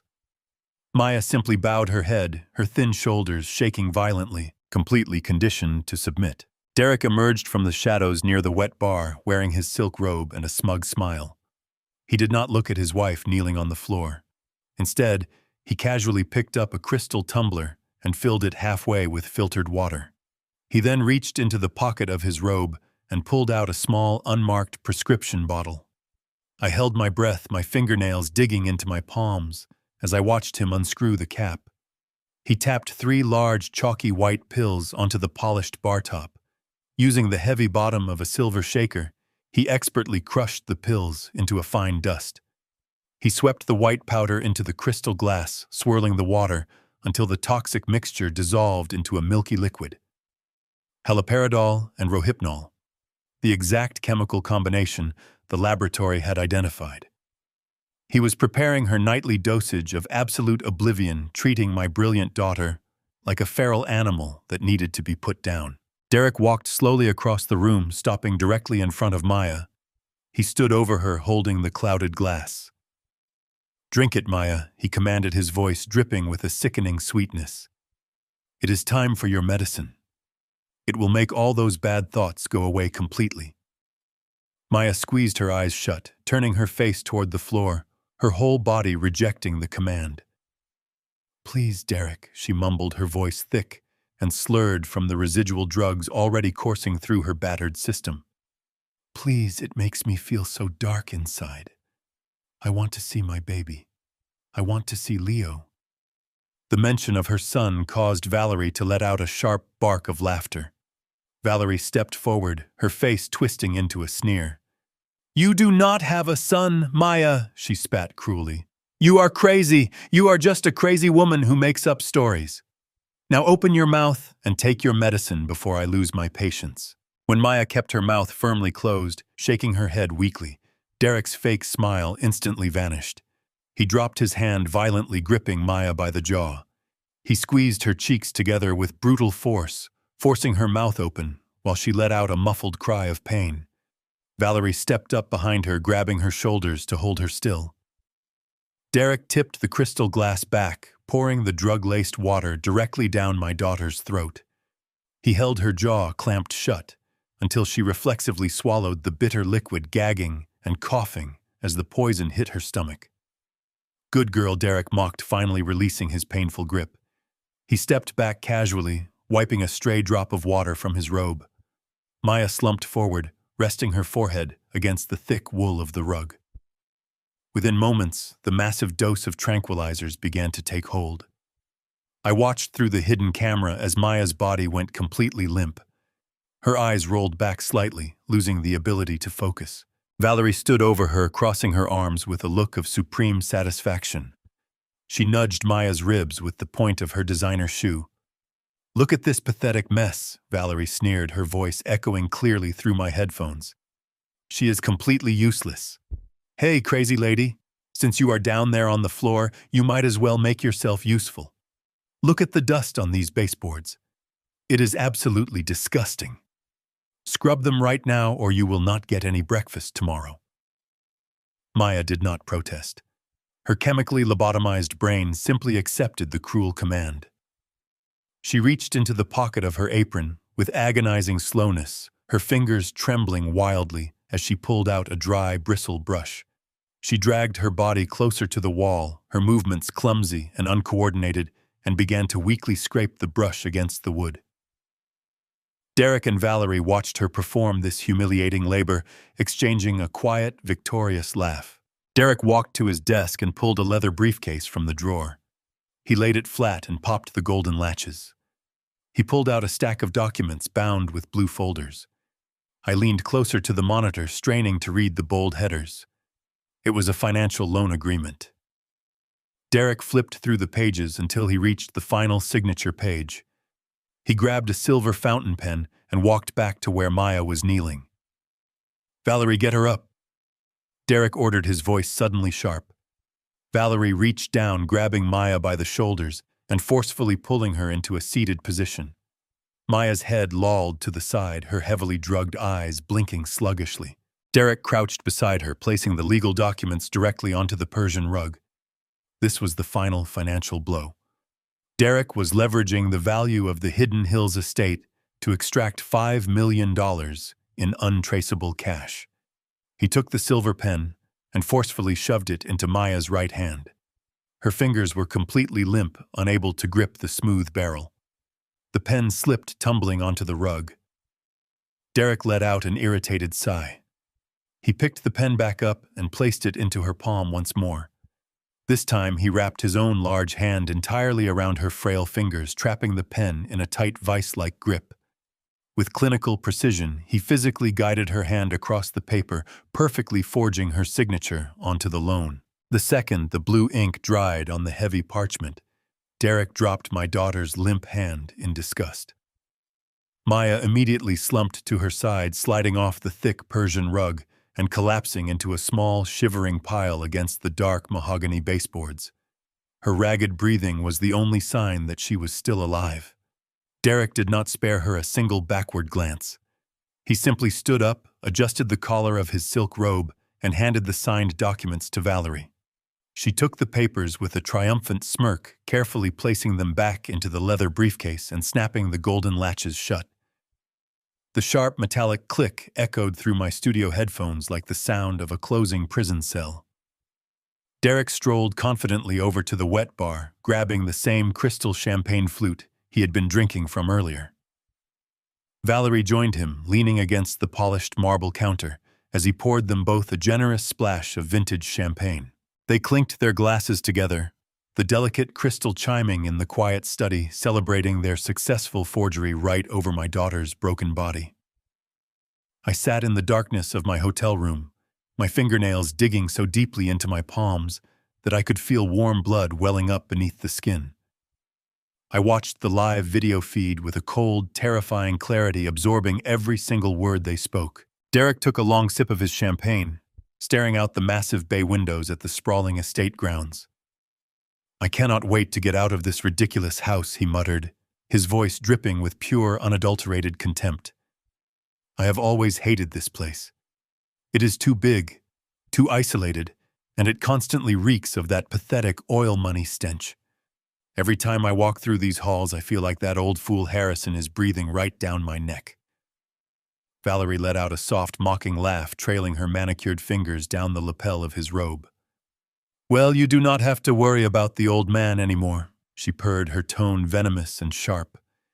"He is sitting in some cheap hotel downtown, completely oblivious, crying over his poor, sick daughter. We played him perfectly." Derek sneered, taking another aggressive sip from his glass. "He is a dinosaur, Valerie. A clueless, uneducated laborer who got lucky with a few smart investments. He spent 40 years freezing on an oil rig, inhaling toxic fumes, thinking he was building a legacy. He thought he could buy his way into high society by handing me the keys to this estate. He honestly believed I wanted to play the role of the devoted family man for the rest of my life. I never wanted his daughter. I just wanted the access." I leaned closer to the glowing monitor, the harsh blue light reflecting off my face. The depth of Derek's deception was staggering, but what he said next froze the blood in my veins. Valerie set her glass down and crossed her arms, her expression turning serious. "Are you absolutely certain the $5 million will be enough to call off the dogs?" she asked, her voice dropping to a harsh, anxious whisper. Derek ran a hand down his face, the smug confidence momentarily fracturing to reveal a deep, authentic panic.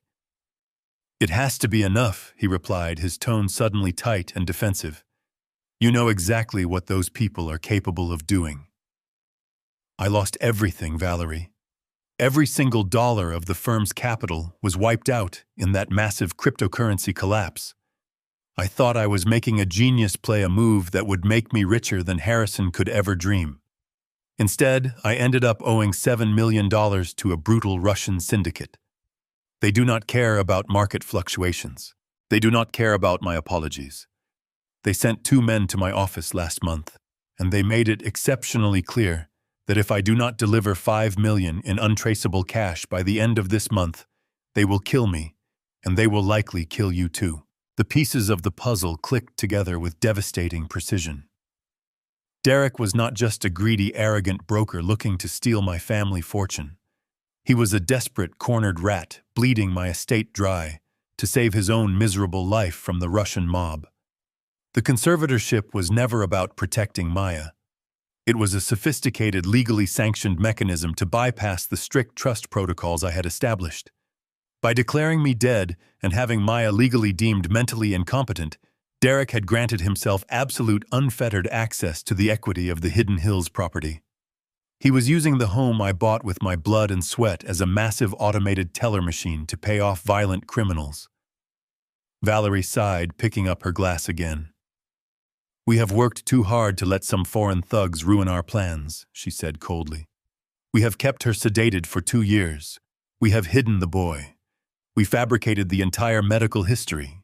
The bank has approved the home equity line of credit based on the conservatorship. With her signature on those final documents, the money is fully guaranteed." Derek nodded slowly, his eyes darkening as he looked over at Maya, who was still slumped unconscious against the wall. He walked slowly across the room, stopping just inches from my daughter's head. He looked down at her not with pity, but with pure, calculating malice. "Everything is finally falling perfectly into place," Derek stated, his voice ringing with a chilling, absolute certainty. "Saturday night is the grand charity gala downtown. We are going to attend. We will wear our best clothes, smile for the cameras, and officially announce the establishment of our new mental health foundation in honor of my tragically sick wife. We will impress the entire board of directors, solidifying my public image as a devoted, heartbroken caretaker. It is the ultimate cover story.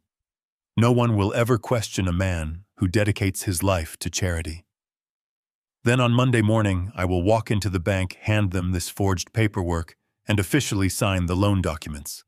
The $5 million will be wired directly into our offshore accounts by noon." He crouched down violently, grabbing a fistful of Maya's dark, tangled hair, yanking her head back so he could look into her lifeless, drugged face. And by Tuesday morning, he whispered, a sick, victorious smile stretching across his face, "Maya will be locked in a padded cell forever." I stared at the screen as Derek released his brutal grip, letting my daughter's head strike the floor with a sickening thud. The audio feed picked up his confident laughter echoing off the mahogany walls. He truly believed he had won. He believed he had successfully erased my bloodline to save his own miserable existence. But he did not realize that the old man he despised was watching his every move, capturing his entire confession on a secure digital server. Derek had given me the timeline, the motive, and the exact location for his final performance. I completely disabled the live feed screen, closed my heavy encrypted laptop, and slowly sat back in the deep shadows. The silence in the hotel room was absolute. I sat in the shadows, letting the horrifying reality wash over me. The sheer magnitude of their betrayal was no longer just a suspicion. It was a fully documented, indisputable fact. I packed my heavy encrypted laptop into my leather satchel. I placed the thick manila envelope containing the toxicology reports and the DNA results right next to it. In my breast pocket, resting over my heart, was the blood-stained cocktail napkin. I had the complete puzzle. I had the audio of Derek confessing to his massive cryptocurrency losses. I had the video of him chemically lobotomizing my daughter and forcing her to sign over the equity of the $8 million estate. I had undeniable proof of his ties to a brutal international crime syndicate. I zipped my jacket, walked out of the sterile hotel room, and drove straight back to the financial district as Los Angeles began to wake up around me.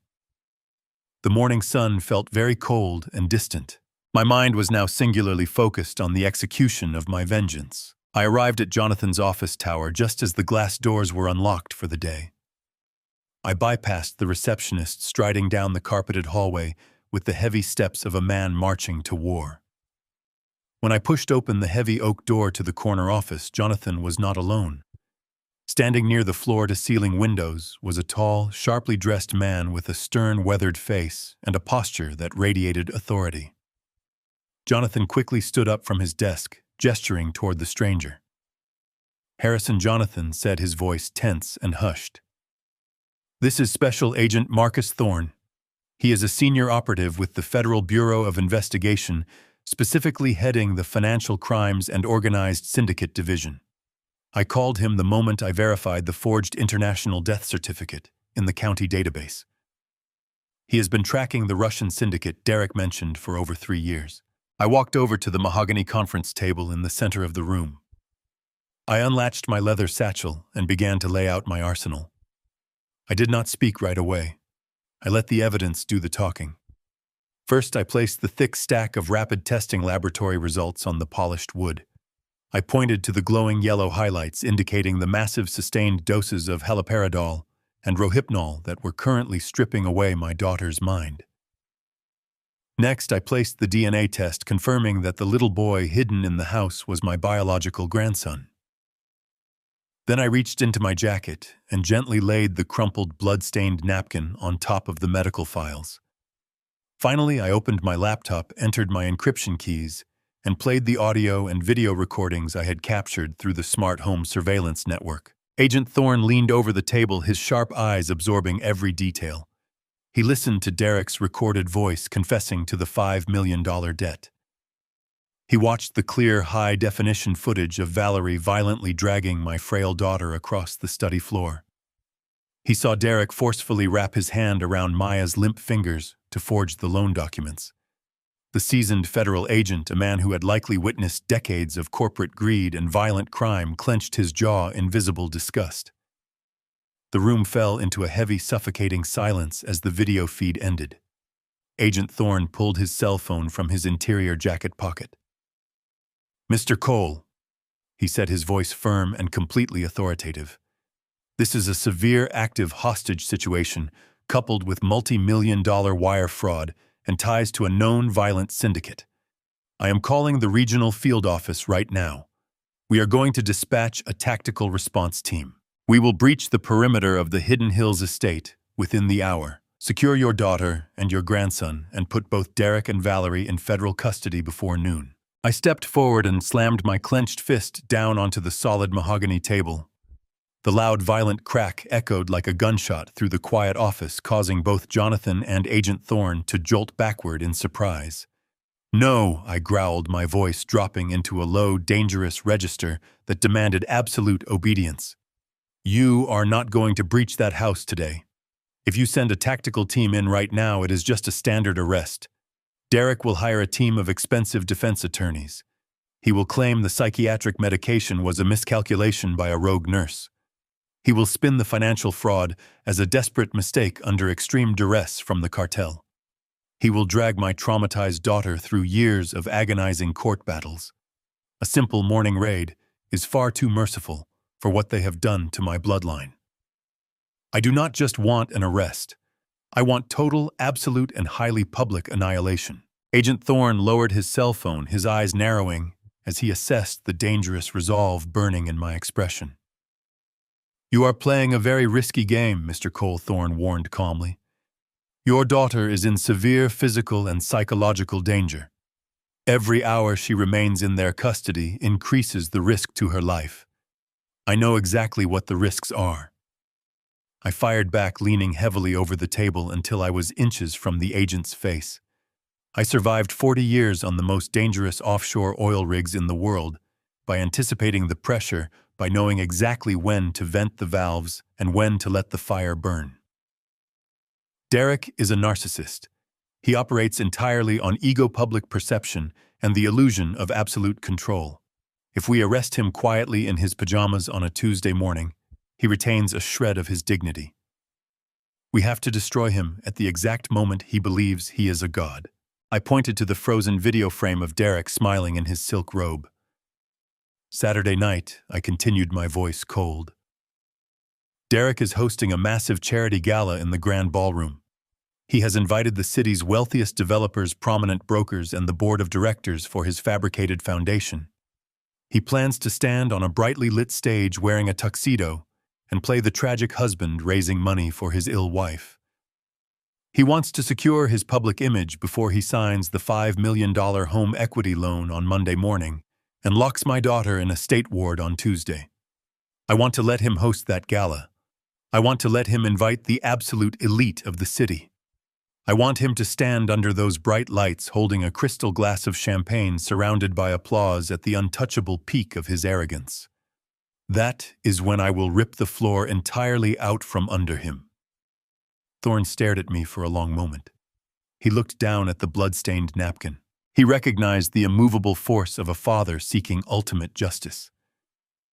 "We have a deal, Mr. Cole," he agreed quietly. "We will let him have his grand stage. My federal agents will go undercover as the event staff. And when he takes the microphone, we will bring the curtain down." Saturday night descended upon the Hidden Hills estate like a heavy velvet curtain. The $8 million mansion was now glowing with the warm, artificial light of crystal chandeliers. I parked down the road and walked the rest of the way. The circular driveway was packed with luxury vehicles. Ferraris and Bentleys glinted under the security lights. Valets hurried back and forth, opening doors for the absolute elite of Los Angeles. These were the wealthy developers, the prominent brokers, and the corrupt bankers Derek had invited to witness his grand performance. I bypassed the main iron gates entirely. I knew every blind spot, every shadow, and every hidden access point on this property. I slipped silently through the reinforced catering entrance at the rear of the kitchen, wearing a sharply tailored black suit that blended perfectly into the darkness. Inside the massive kitchen was a chaotic whirlwind of culinary activity. Undercover federal agents, dressed flawlessly as high-end catering staff, moved smoothly among the real chefs. They carried silver trays of expensive caviar and poured vintage wine, their eyes constantly scanning the room, waiting for the signal. One of the agents caught my eye. He gave me a single, barely perceptible nod. The trap was set. The guillotine was raised. I walked past the bustling prep stations and slipped through the swinging doors that led directly into the grand foyer. The transformation of my daughter's sanctuary into a playground for the rich made my stomach turn. A string quartet played a soft melody, drifting over the murmur of wealthy socialites mingling in designer gowns and custom tuxedos. I moved silently along the perimeter of the room, keeping my head down. I positioned myself directly behind a massive marble pillar near the base of the sweeping grand staircase. From this hidden vantage point, I had a perfect, unobstructed view of the entire ballroom. The sheer audacity of the event was sickening. Derek had spared no expense using the money he was stealing from my family to fund this lavish spectacle. He had erected a brightly lit stage at the far end of the room, framed by white roses. The low hum of polite conversation suddenly died down as the string quartet faded out. The sharp tapping of a spoon against a crystal glass rang out through the room. Derek stepped up onto the stage, adjusting the cuffs of his immaculate, custom-tailored tuxedo. He looked impossibly handsome, radiating a manufactured aura of quiet strength and profound sorrow. He grabbed the microphone, looking out over the sea of wealthy faces, and offered a tight, brave smile that instantly captivated the room. "Thank you all for being here tonight," Derek began, his voice projecting smoothly through the speakers. He paused, letting his gaze drop to the floor for a calculated, dramatic second. "We are gathered here to celebrate the launch of a new mental health foundation, a cause deeply close to my heart. Many of you know my beautiful wife, Maya. What you may not know is that for the past 2 years, Maya has battled a severe psychological illness." Derek's voice cracked perfectly on the last word. He was a master manipulator, delivering a tear-jerking performance designed to secure his public image as a tragic, devoted husband. The crowd swooned, letting out soft murmurs of compassion. Women placed their hands over their hearts. Men nodded with grave respect. He stood under the lights, basking in their absolute adoration. "It has been a terrifying journey," Derek continued, wiping a fake tear from the corner of his eye. "Watching the woman I love slowly lose her grip on reality, watching her beautiful mind succumb to paranoid delusions, has been the greatest tragedy of my life. But I refuse to let her suffering be in vain. This foundation will ensure that families like mine do not have to fight this terrible darkness alone." He was at the absolute peak of his arrogance. He was twisting the horrific torture he was inflicting upon my daughter into a heroic narrative. The sheer magnitude of his evil was breathtaking. I stood frozen behind the cold marble pillar, my jaw clenched so tightly my teeth ached. I wanted to step out from the shadows right then. I wanted to walk up to that brightly lit stage, rip the microphone from his deceitful hands, and expose the monster hiding behind the designer tuxedo. But I forced myself to wait. Agent Thorne had insisted we needed Derek to feel completely untouchable before we brought the crushing weight of federal justice down upon his head. I shifted my gaze away from the stage, scanning the edges of the crowded room. My eyes locked onto a dark corner near the heavy doors leading to the kitchen. My heart stopped completely. Maya was standing there. She was heavily drugged, her skeletal frame practically swallowed by the degrading, oversized gray Maid uniform Valerie forced her to wear. She looked like a ghost haunting her own home. Her dark hair was tangled, hanging limply around her pale, sunken face. Her eyes were glassy and vacant, staring blankly at the polished marble floor. She was holding a massive silver tray loaded with towering crystal champagne glasses. Her thin, bruised arms were trembling violently under the heavy weight.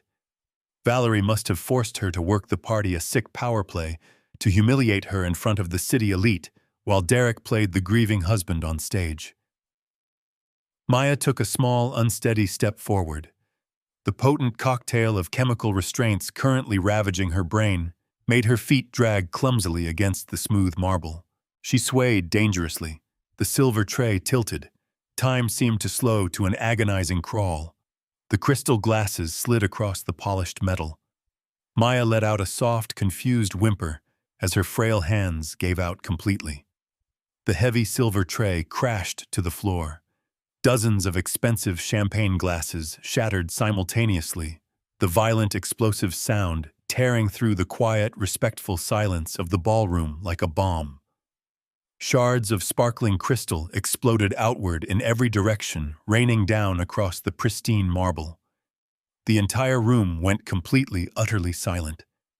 The wealthy guests gasped, turning their heads in collective shock to look at the frail, shivering maid kneeling in the wreckage of broken glass. On the stage, Derek stopped mid-sentence. His fake, tragic smile instantly evaporated, replaced by a mask of raw, unfiltered fury. His eyes locked onto Maya, the carefully crafted illusion of the loving husband, shattering just as violently as the crystal on the floor. He aggressively slammed the microphone onto the wooden podium, the feedback whining sharply through the speakers. He did not say a single word to the crowd. He marched down the wooden stairs of the stage, his fists clenched tight at his sides.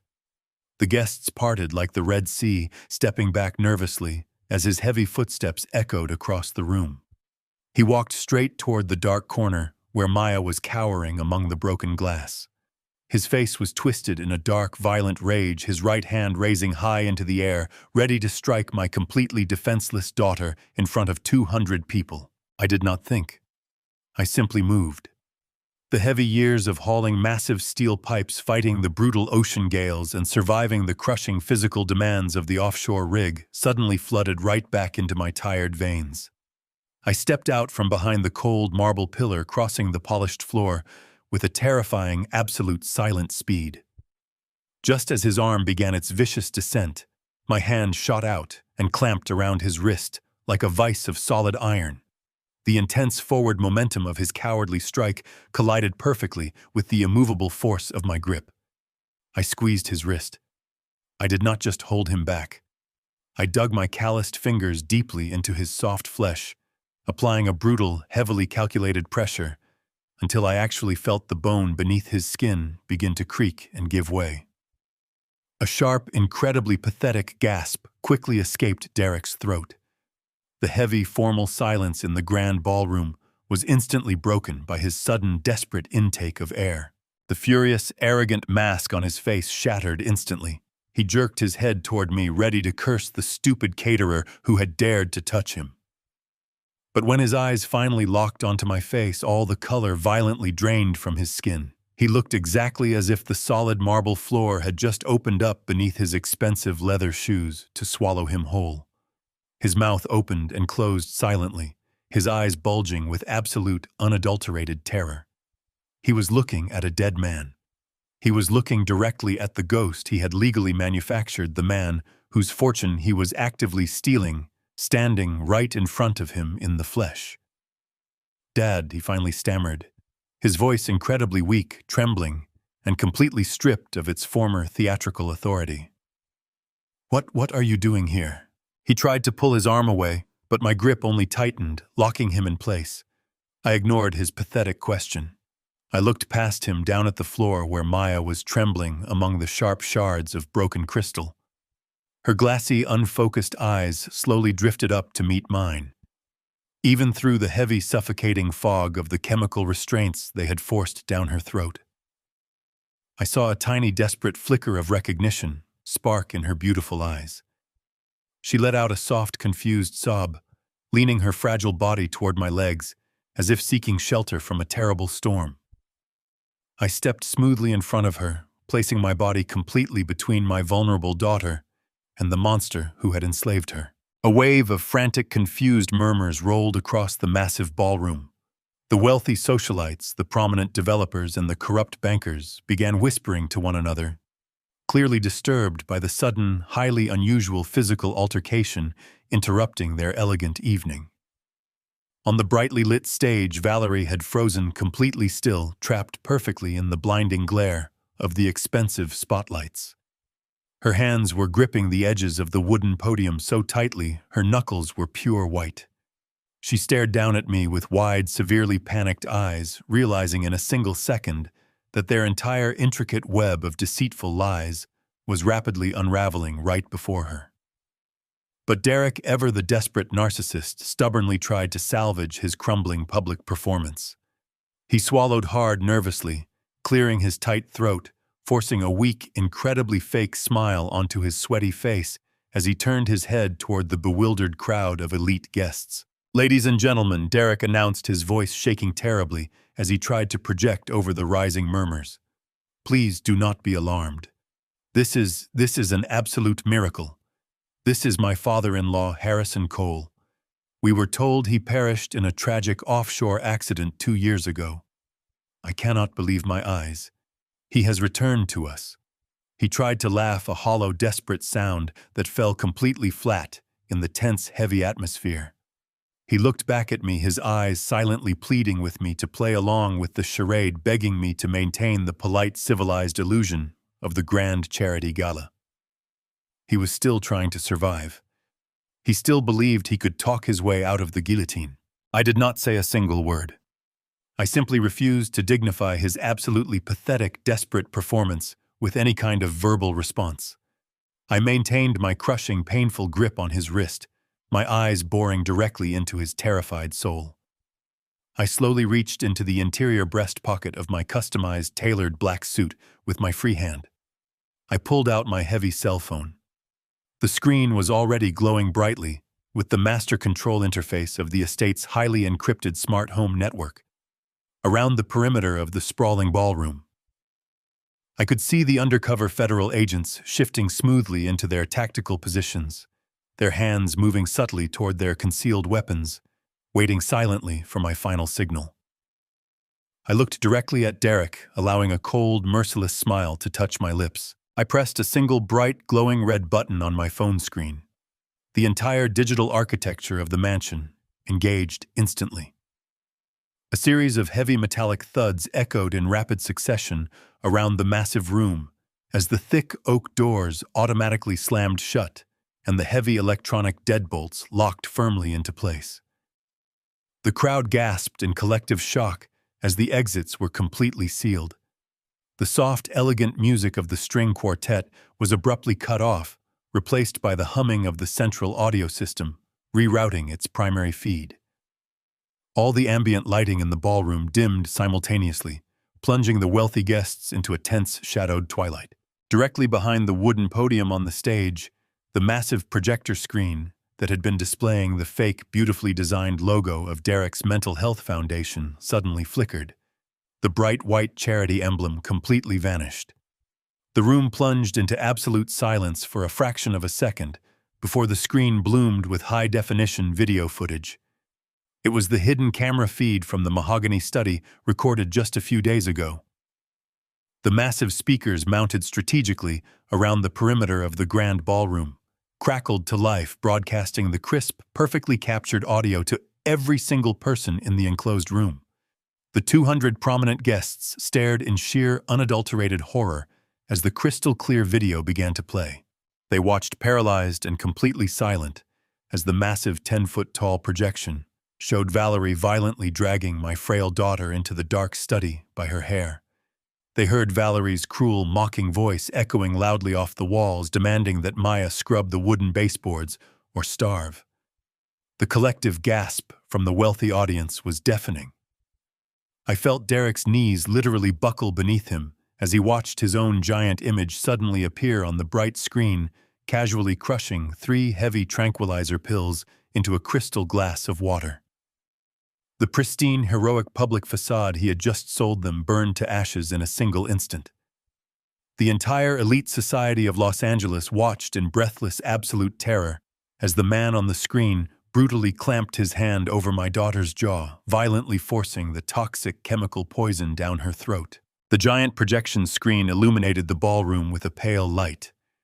Everyone stood completely paralyzed, their eyes locked on the undeniable evidence of pure evil playing out before them. The high-definition video shifted seamlessly from the dark mahogany study to the lavish master bedroom. The hidden camera captured Derek pacing across the plush carpet, holding his cell phone tightly to his ear. The massive surround sound speakers now broadcast his arrogant voice with crystal-clear precision. The audio bounced off the marble pillars, echoing loudly right in the center of my chest. I watched the very wealthy real estate developers instinctively recoil in sheer disgust. Derek's recorded voice boomed through the grand estate. "Listen to me," the digital phantom of my son-in-law demanded, his tone ruthlessly calculating. "I told you the capital is secure. Do not worry about the crazy wife." The entire ballroom let out a collective gasp. Women covered their mouths in horror, and men in custom tuxedos stared in stunned silence. The recording continued without a single ounce of mercy. Once we close the $5 million home equity line of credit next week, I am transferring her directly to a state ward. She will be locked away in a psychiatric facility kept completely sedated at all times. She will not be an issue for us anymore, and the old man is already legally dead and permanently buried deep in the system. The money will be wired directly into the offshore accounts by Friday. Just have the contracts ready for my signature. The audio feed cut to black, plunging the massive screen into darkness. The destruction of Derek's public image was instantaneous and catastrophic. The tragic husband narrative he had sold them burned to ashes right in front of their eyes. He was not a charitable hero raising money for mental health. He was a violent monster who had chemically lobotomized his wife to steal her fortune and pay off an international crime syndicate. The elite guests, the very people he had sought to impress, now looked at him as if he were a diseased animal. Disgust and anger radiated from every face in the crowd. They began murmuring loudly, backing away from the stage, creating a wide circle of isolation around the man they had just been applauding. On the brightly lit stage, Valerie finally snapped out of her paralyzed trance. The blinding spotlight highlighted the sheer panic completely overtaking her sharp features. She looked at the giant black screen, then down at the furious crowd, and finally at the heavily locked oak doors at the main entrance. She let out a piercing, hysterical scream, hiking up the skirt of her elegant evening gown, and scrambled frantically down the side stairs of the stage. She abandoned him instantly, sprinting madly toward the heavy swinging doors that led to the catering kitchen, hoping to find a hidden exit through the rear service corridors. She barely made it 10 feet across the polished marble floor. The elegant choreography of the grand charity gala suddenly shattered into highly orchestrated tactical chaos. The impeccably dressed waiters who had been quietly circulating through the wealthy crowd moved with terrifying synchronized speed. They simultaneously dropped their silver trays, letting the expensive food and crystal flutes crash violently against the floor. They reached beneath their crisp white catering jackets and pulled out heavy gold badges, securing them firmly to their belts. "Federal agents, get down on the ground right now!" A towering man in a waiter uniform bellowed, his voice carrying the absolute authority of the Federal Bureau of Investigation. Valerie ignored the commanding shout, shoving her way past a terrified socialite in a frantic bid for the kitchen doors. 2 undercover agents sprinted forward, intercepting her path with tactical precision. They tackled her hard, bringing her down onto the cold marble floor with a heavy thud. Valerie shrieked wildly, kicking her designer heels and thrashing her arms like a cornered wildcat, but the agents expertly pinned her wrists behind her back. The sharp click of steel handcuffs ratcheting securely closed echoed over her desperate, sobbing protests. The FBI was completely in control of the room. Derek was hyperventilating wildly. He stood frozen near the edge of the stage, his chest heaving in rapid, shallow spasms. Sweat poured down his pale forehead, ruining his perfectly styled hair and soaking the stiff collar of his tuxedo. He looked frantically at Valerie writhing on the ground in steel handcuffs, then at the federal agents securing the perimeter, and finally his wild, terrified eyes locked directly onto me. The immovable grip I had on his wrist just moments ago had completely shattered his reality, and now his mind was violently fracturing under the crushing pressure of his total exposure. He staggered backward, pointing a trembling finger directly at my chest. His mouth opened, but only a pathetic, breathless wheeze came out. He desperately tried to reclaim the narrative, clinging blindly to the magnificent lie he had spent 2 years building. "He is an imposter!" Derek screamed, his voice cracking into a shrill, hysterical pitch that echoed across the ballroom. "Listen to me, all of you. You have to listen to me. That man is an absolute fraud. My father-in-law perished in a catastrophic explosion. He is legally dead. He has been dead for 2 years. This is a sick, elaborate setup. Someone call the police right now. Arrest this man. He is a dangerous imposter trying to ruin my charity event." He spun around, looking desperately at the wealthy guests, practically begging them to believe his frantic delusions. But nobody moved. Nobody pulled out a phone to call the local authorities. They just stared at him with cold, unforgiving contempt. His hysterical screams hung in the air, pathetic and entirely impotent. I did not answer him.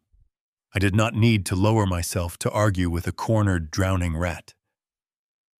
I simply stood there in my tailored black suit, my posture straight and immovable, radiating the cold certainty of a father who had returned from the grave to deliver my ultimate justice. Then the heavy oak doors at the entrance of the ballroom swung open with a massive crash. Noise whipped every head toward the foyer. Stepping through the doorway, framed by the glowing crystal chandeliers, was Jonathan. My meticulous, fiercely loyal wealth management attorney looked like an executioner delivering the final blow. He was not alone. Flanking him on either side were two heavily armored United States Marshals, their tactical gear a stark contrast to the elegant evening wear of the charity guests. Jonathan strode confidently through the parted crowd, his leather shoes clicking against the marble. He did not look at the frightened socialites or the federal agents securing the room. His eyes were locked onto Derek, burning with decades of professional outrage. In his right hand, Jonathan held a thick stack of legal documents. The pristine white paper was bound by a thick seal displaying the undeniable authority of the federal court system. It was the original, unalterable trust deed to the Hidden Hills estate, completely nullifying the fraudulent conservatorship. The absolute end of Derek had finally arrived. Jonathan did not pause or hesitate as he approached the front of the grand ballroom. His polished leather shoes clicked with a steady, relentless rhythm against the marble, silencing the last remaining whispers of the terrified elite crowd. He stopped directly in front of the elevated stage, looking up at the trembling, sweat-soaked figure of my son-in-law. When Jonathan spoke, his voice was a sharp, booming baritone that echoed perfectly through the cavernous space, slicing through the heavy tension like a perfectly sharpened blade. "This property is exclusively owned by the Cole Family Trust," Jonathan declared, raising the thick stack of sealed federal court documents high into the air for every single guest to witness. "The conservatorship you have been operating under is entirely fraudulent. It was granted by a probate judge based solely on a heavily authenticated but entirely forged international death certificate. You have absolutely no legal claim to this estate, to its financial equity, or to the victim you have been holding hostage. Derek Preston, you are formally trespassing on my client's property, and your temporary reign of terror is officially over." Derek opened his mouth, but his throat was so paralyzed by pure, unadulterated fear that no sound emerged. He took a clumsy, stumbling step backward, his expensive leather dress shoes slipping slightly on the smooth stage floor. He looked wildly toward the heavy oak doors, desperately searching for any possible avenue of escape, but the two heavily armored United States Marshals immediately stepped forward, completely blocking the only primary exit. From the center of the room, Special Agent Marcus Thorne discarded the white catering towel he had been carrying over his forearm. He reached to his belt, unclipping his heavy gold federal badge, and held it up to the harsh glare of the crystal chandeliers. "Take him down right now," Agent Thorne commanded, his voice ringing with absolute immovable authority. 3 undercover federal agents immediately rushed the stage. They moved with terrifying, practiced efficiency, vaulting over the floral arrangements and grabbing Derek before he could even raise his hands to defend himself. They violently slammed him face first against the polished wooden podium, the heavy impact echoing loudly across the silent room. Derek let out a pathetic, high-pitched yelp as they forcefully wrenched his arms behind his back. The cold, sharp click of steel handcuffs ratcheting tightly around his wrists sounded like the final definitive slam of a prison door. "Derek Preston,"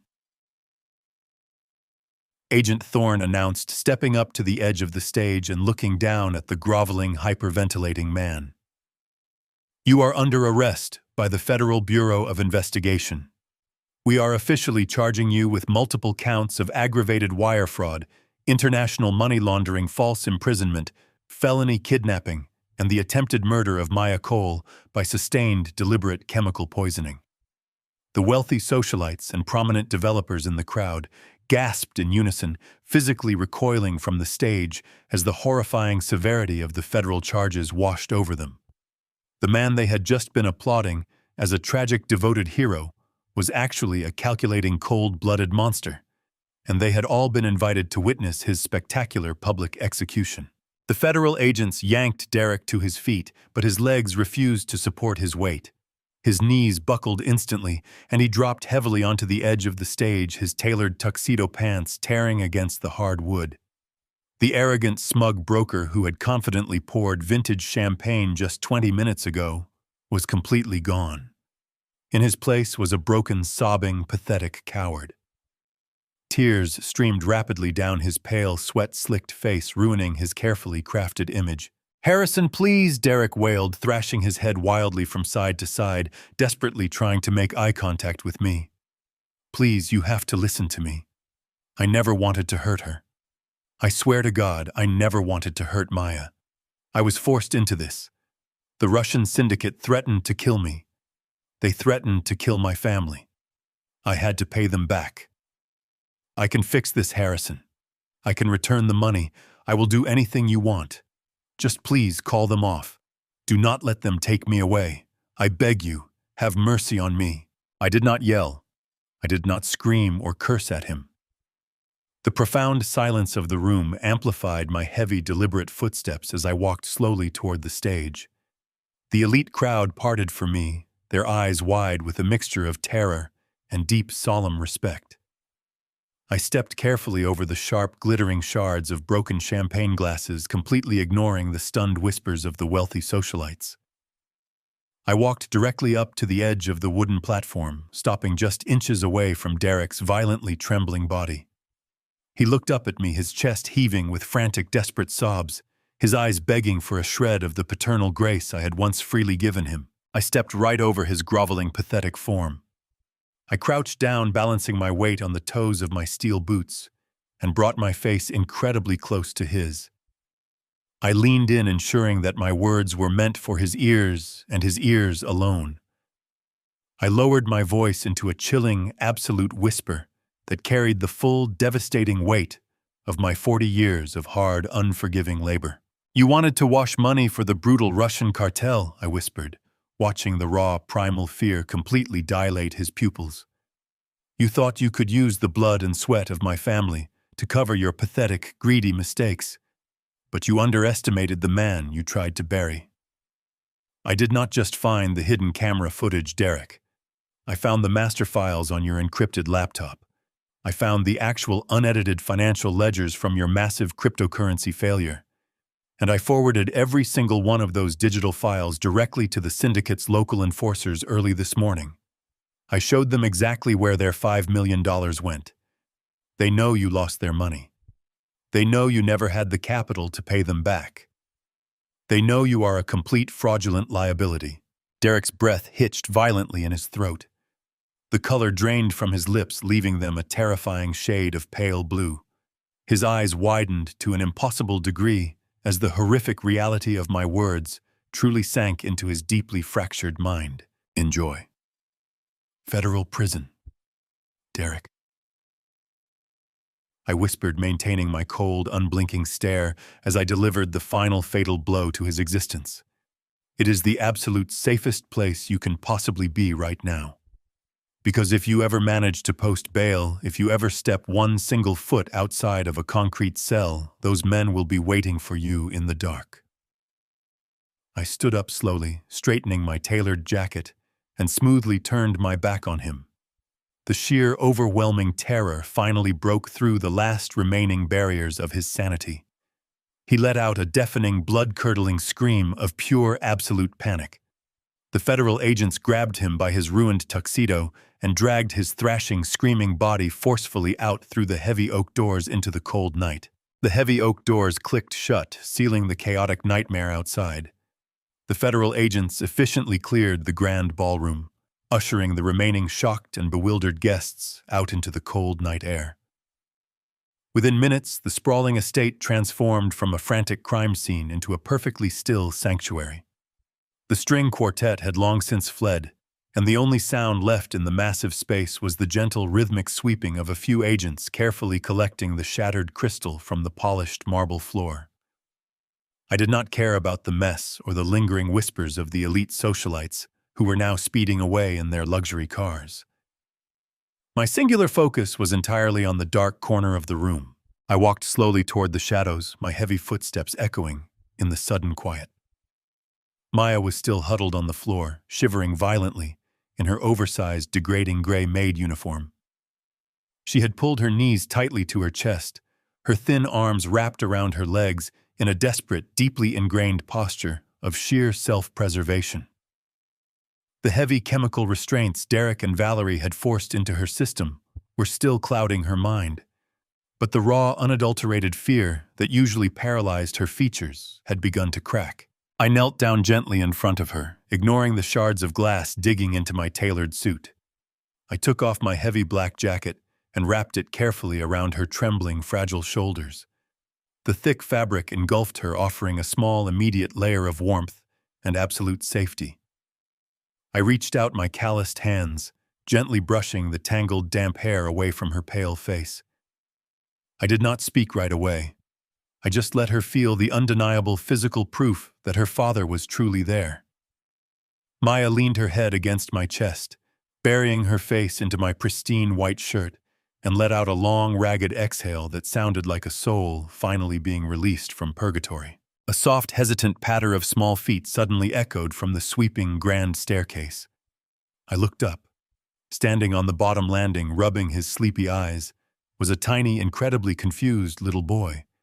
He was wearing faded cotton pajamas, his dark hair messy from sleep. He looked around the vast, empty ballroom, staring at the federal agents and the broken glass before his innocent, wide eyes finally landed on us. He had likely been locked away in a dark upstairs room for the entire evening, hidden from the world like a shameful secret. Maya lifted her heavy head, her glassy eyes suddenly filling with a fierce, desperate maternal clarity. She reached a trembling hand out toward the stairs.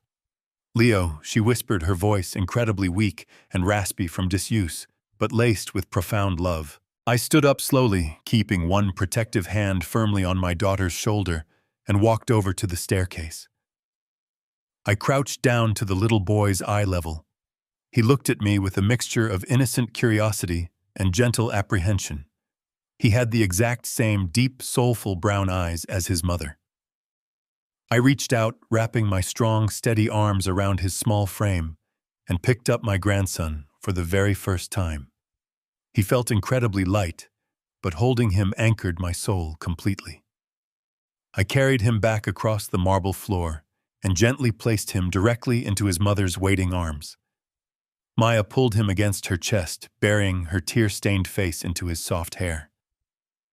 The three of us sat there on the cold marble floor of the grand foyer, surrounded by the absolute wreckage of Derek's deceitful empire finally united. 3 months passed. The transition from a chaotic living nightmare back into a peaceful, dignified reality was a slow, incredibly deliberate process. The Hidden Hills mansion, once a terrifying prison of chemical restraints and psychological torture, had been entirely purged of its dark history.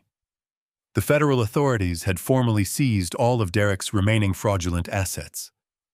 He and Valerie were currently sitting in maximum security federal holding cells, awaiting a heavily publicized trial that would undoubtedly send them away for decades. The Russian syndicate had completely abandoned him, leaving him isolated, terrified, and totally exposed. We were sitting on the expansive rear patio of the estate, bathed in the warm golden light of the late afternoon sun. The air smelled of fresh, blooming jasmine and eucalyptus. Maya had just returned home the previous week from a highly specialized private detoxification rehabilitation center. The agonizing, deeply complex process of safely flushing the heavy sedatives and dangerous antipsychotics from her delicate system had been a monumental battle. But she had fought with the quiet, unyielding strength she inherited directly from my bloodline.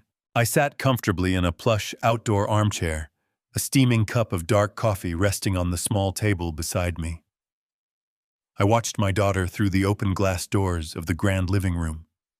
She was sitting gracefully at the black grand piano, her posture perfectly straight, her eyes clear, bright, and deeply focused. She was not a maid anymore. She was not a medicated ghost haunting her own hallways. She was the absolute, undisputed master of her house.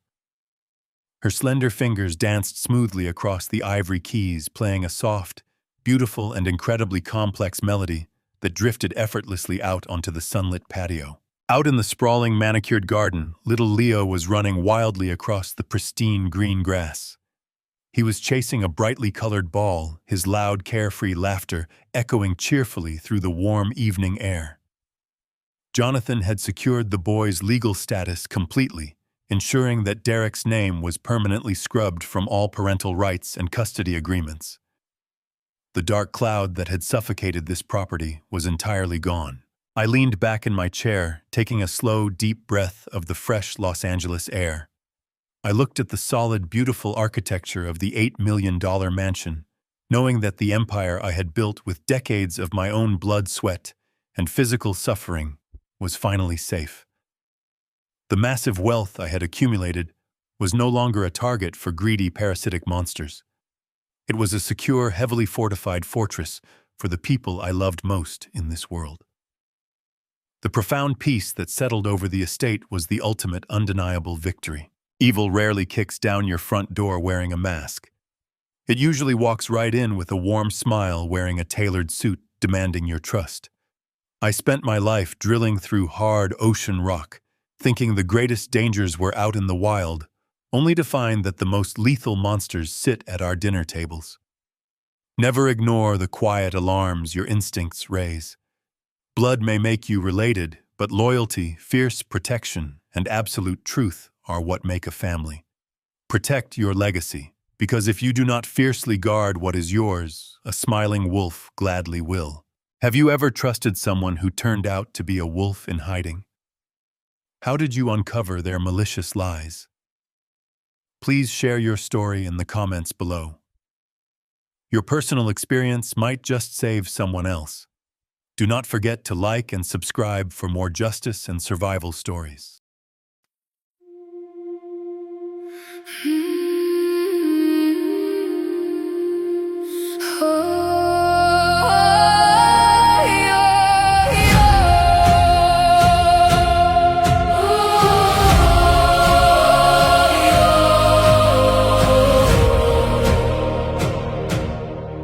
I used to ride upon your shoulders, thinking you could touch the sky.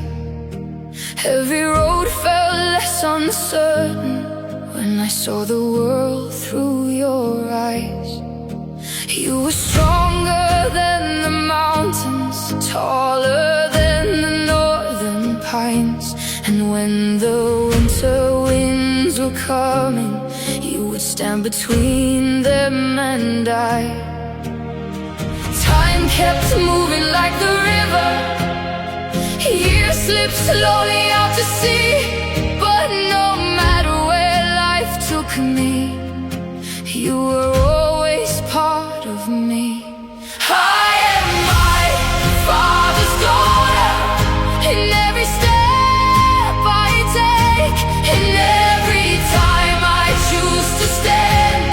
When it's easier to break, I carry your courage in my heart, your fire inside my soul. And though the years keep moving on, your love still leads me home.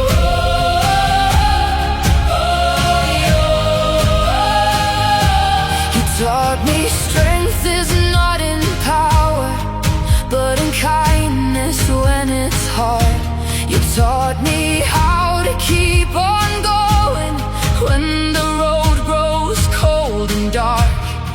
Every lesson, every story, every laugh around the flame lies within me like an echo, calling softly through my name. And when I face my greatest battles, when I feel I can't go on, I can hear your voice beside me,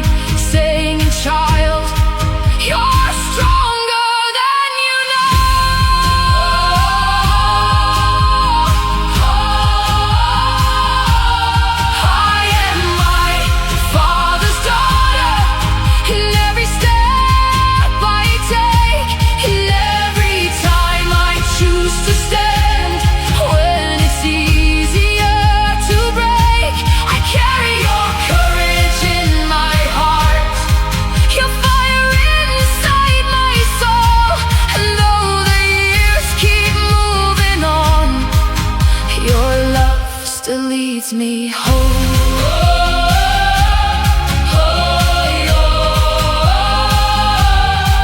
One day the snow will cover footprints, one day the fire will burn low, but the things a father gives his daughter are the things that never go.